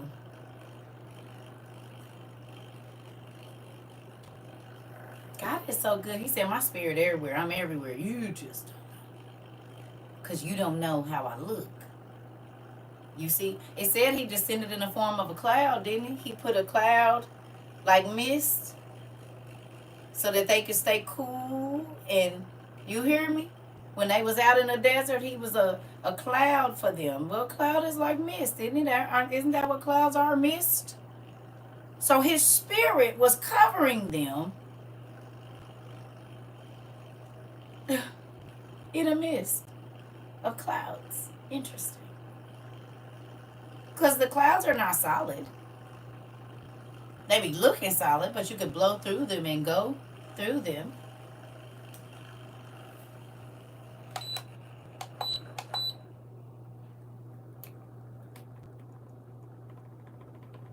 I don't know what's going on with this here thing. Now I want to go. You don't want to turn off? Really? Whatever. The hairs on my arms are standing up. That was my dad letting you know he around you too. Isn't that interesting? You said just wow. Just wow. Yeah.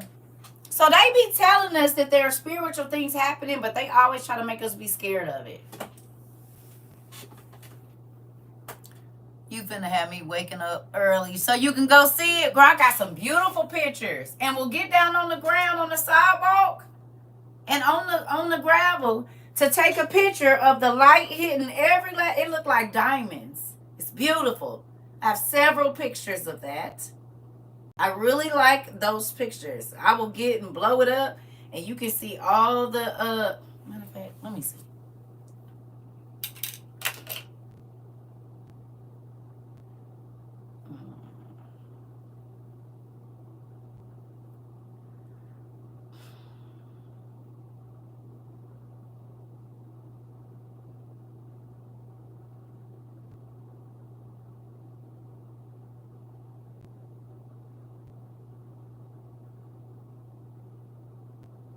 I'm always taking pictures of grass. But I want to find the right one.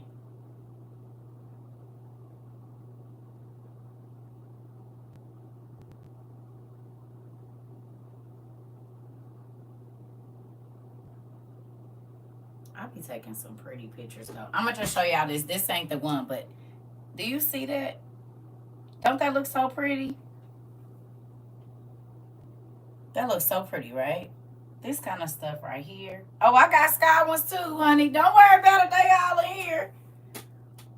They all in here, honey. I'm just trying to find the one where I lay down on the ground. Because I have them, but it ain't no telling which. Well, there's one, but that's a video. So let's go back. Here we go. Look, when I tell y'all I will go, y'all see it? Y'all see them bead? It's a bead on every single piece of grass.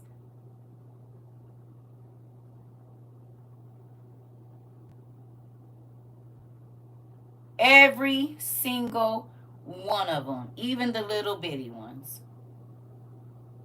It is a bead of grass on every single one. And if you hit it just right with the light, it'd be so. I was trying to see if I got one. Well, this is a little bit farther back, but you can kind of see it there too. You see, don't that look like little diamonds up there? If the sun hit it right, it looks so pretty. Right. Oh! There it is. You see it? Hold on, let me turn this up.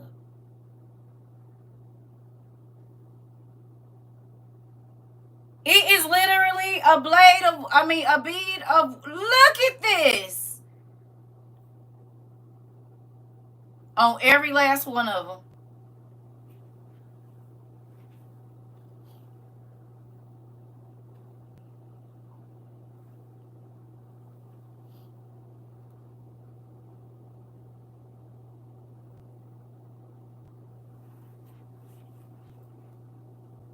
It'd be so pretty when the light is hitting that. Oh my goodness. Could you imagine how many little bitty blades is down in the bottom, not just the ones that you can see?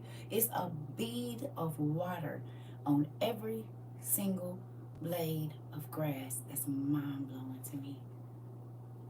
Every single one gets one drop of dew. Every single one. That's just crazy.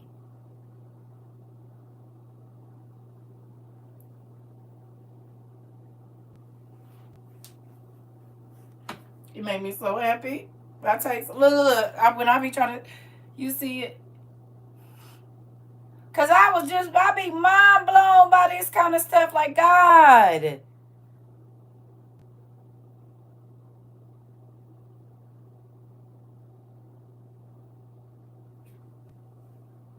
crazy. And I just keep on. Only God, exactly. You imagine how many? Can you imagine how many blades of grass there are around the world? That's even the tall grass that's taller than you.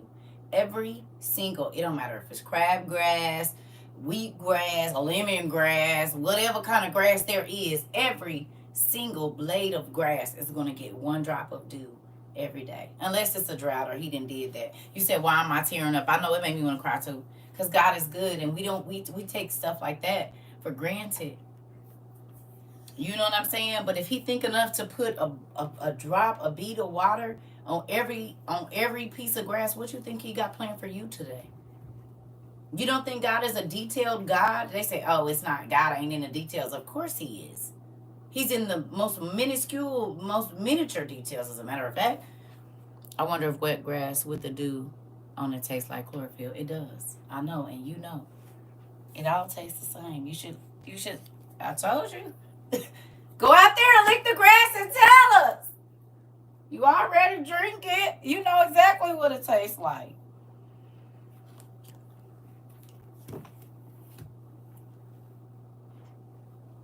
You know exactly what it tastes like. Exactly. You know exactly what it tastes like. Right. Right. Get her. Justice, get your cousin. Get her. Get her. You the one said it. Go out there and tell us tomorrow morning. Clean the patch tonight, wipe it good, and make sure no animals can't get to it. Then you go out there and you let us know. It's a science experiment. You'll be the one to tell us. Because I don't want no parts of it. If I ain't bathing in it, I don't want it. It has snails on it, though.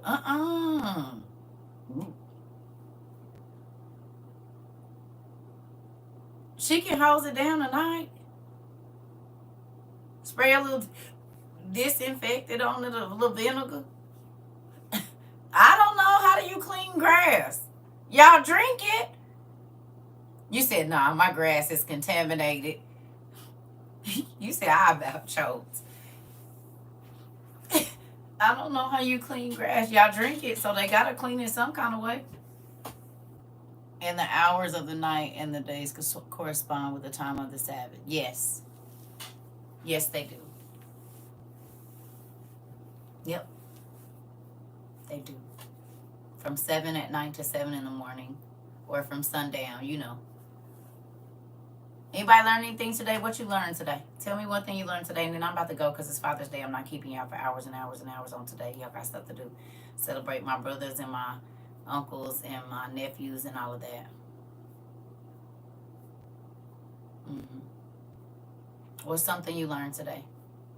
I learned that the mist over the waters is God purifying the water. Yes, it is. It's pretty cool. Fog is God. It's not scary. That part. The double anointing was very powerful. It was. Double for your trouble. Now, who want to hear a testimony I got for my personal life? That God cares about all, even the grass. Yes, he does, because it's all his creation and everything is alive. Focus on that. Elisha received a double. Started going to the food pantry. Got a lot of onions, about to dehydrate. That part. And do. Email.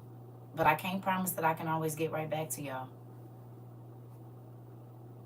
You can try emailing me, but I'm not going to promise that I'll get right back to you. I love you. I'll try, but I can't promise. Okay?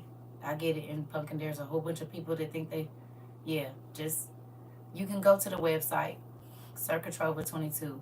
Now, listen, you gotta, it's up in my bio, Pumpkin. But you can't stop my class to talk about what you want to talk about. That's not okay. If you've been here for a while, you already know we have a website and you already know we have other emails where you can find those. And I do know this name.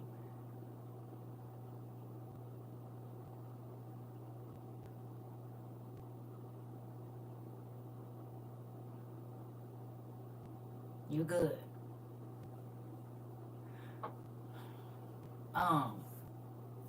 What else did y'all learn this week? It's okay.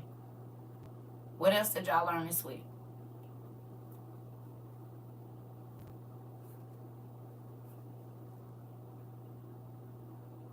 Hmm?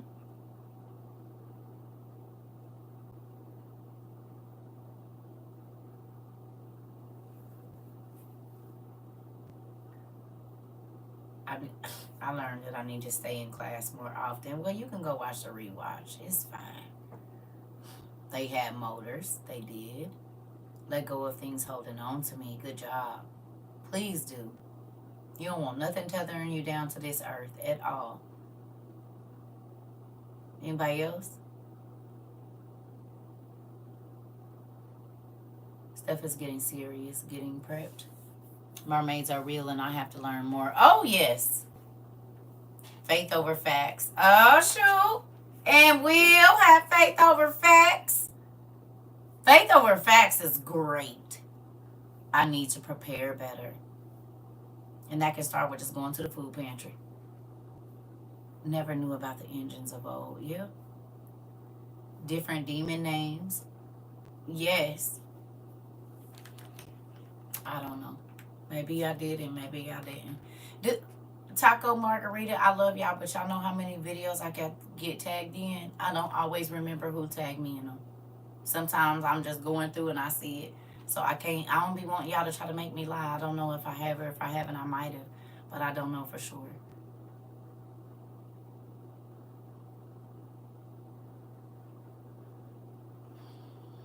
You're getting your demon dictionary, all the saints that all the giants that were in Jericho. Okay.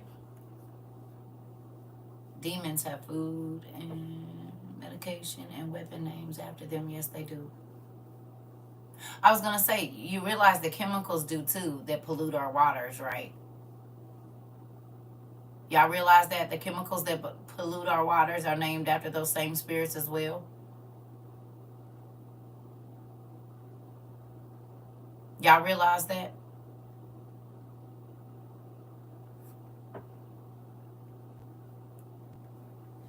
So then would the demons be poisoning the water as well?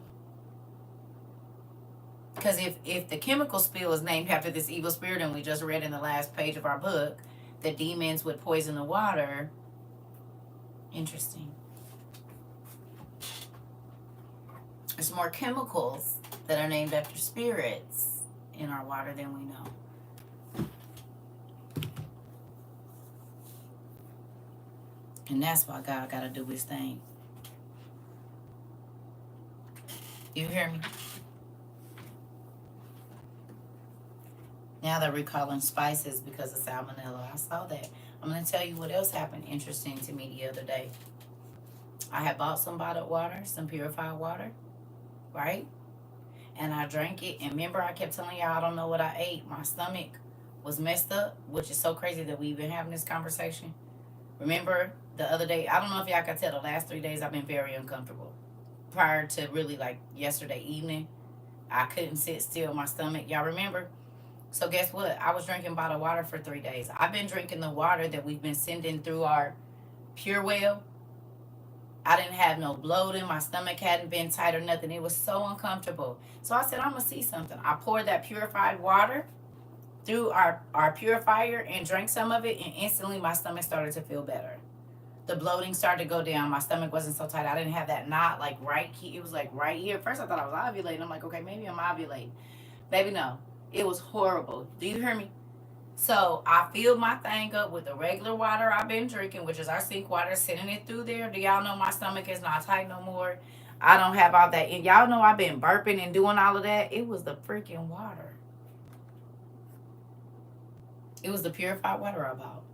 So I don't know what chemicals they're putting in it, but my stomach, like it's still, but it's not tight. You hear me? It was so uncomfortable that it was putting pressure in my abdomen and in my bottom area because it was so much like I'm like, what? I'm not even drinking. I'm not doing nothing. First, I thought it was the lemonade, right? Remember, I was like, well, maybe it's the lemonade. Nope, because I'm still drinking on that lemonade too. My daughter been complaining about her stomach, and she drinks water. About yeah, maybe that's what's wrong with my husband. It's a real thing. Wow. At your local dollar store, they freezers are always down. Girl, Dollar Tree, they be down. I just drink spring water, purified water. Tastes weird. I'm trying to tell you. And I thought it was the food. Yep, it was the water. Because now that I'm back to drinking my regular, just sitting it through our purifier thing, my stomach ain't upset or nothing.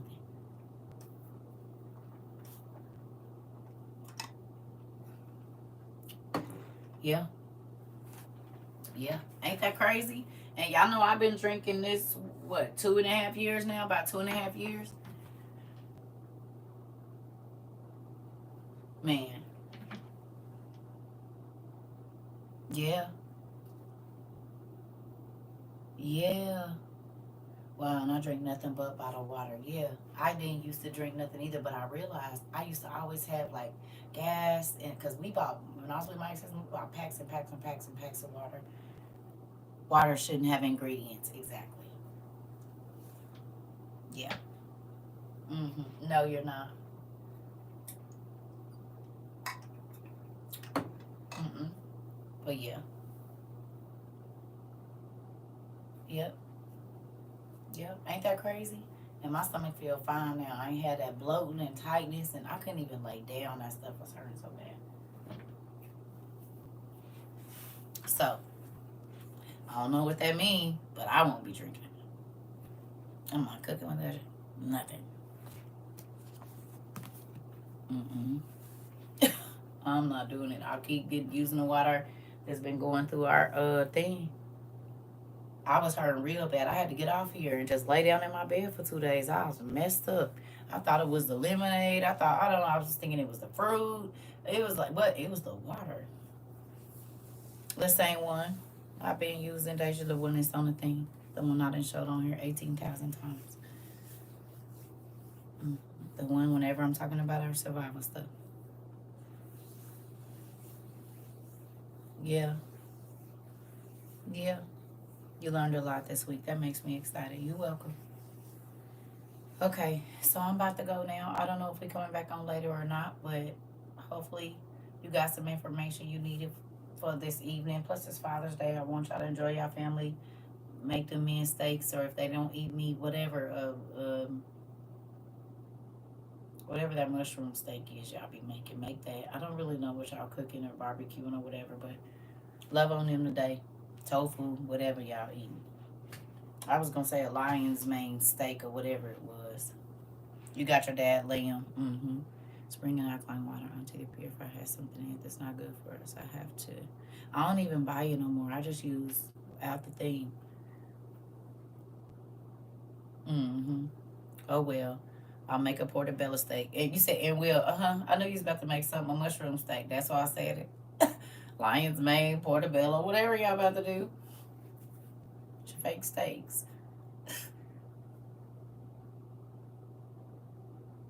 Which is crazy because they be like, y'all eating fake meat. Y'all is too. We all eating fake meat. That is not, you is not saying nothing.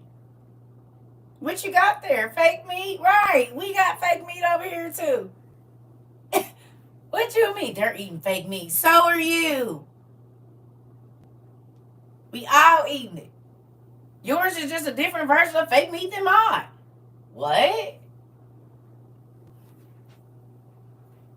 I'm listening. What you said? not gonna keep talking crazy to me. We doing the same thing. Hud, you said I don't talk about people food. Yes, you do. Let me say olive. Ew, ew, ew. Well, that's somebody fake meat. Olive. They might make it into a catfish salad. I don't know what they do. Speaking of olives, I need to get me some green ones. I'm gonna order them today. I went to make me a salad last night. I didn't have no more green olives. I said, what is the world coming to? I don't even know what the world is coming to. I don't know how I didn't do that. See, now you done took it too far. See with that green face? Uh-huh. That's exactly how I say when you try to hand me a fake chicken nugget. With some fake non-dairy ranch dressing.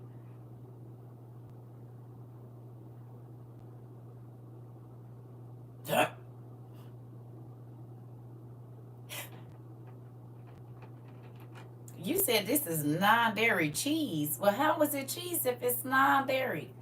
It's nut cheese. So y'all got nut milk, nut cheese, and nut meat. I'm gonna say stay away from the nuts. It's too much of that. Might start to think that you vegans are freaks. I don't know. I'm starting to think there's another agenda going on around here. Maybe it has nothing to do with. Listen here. It's a word in y'all vocabulary. You just throwing it around all everywhere. I don't think that's okay. I think it's a little X-rated if you ask me. Veganism.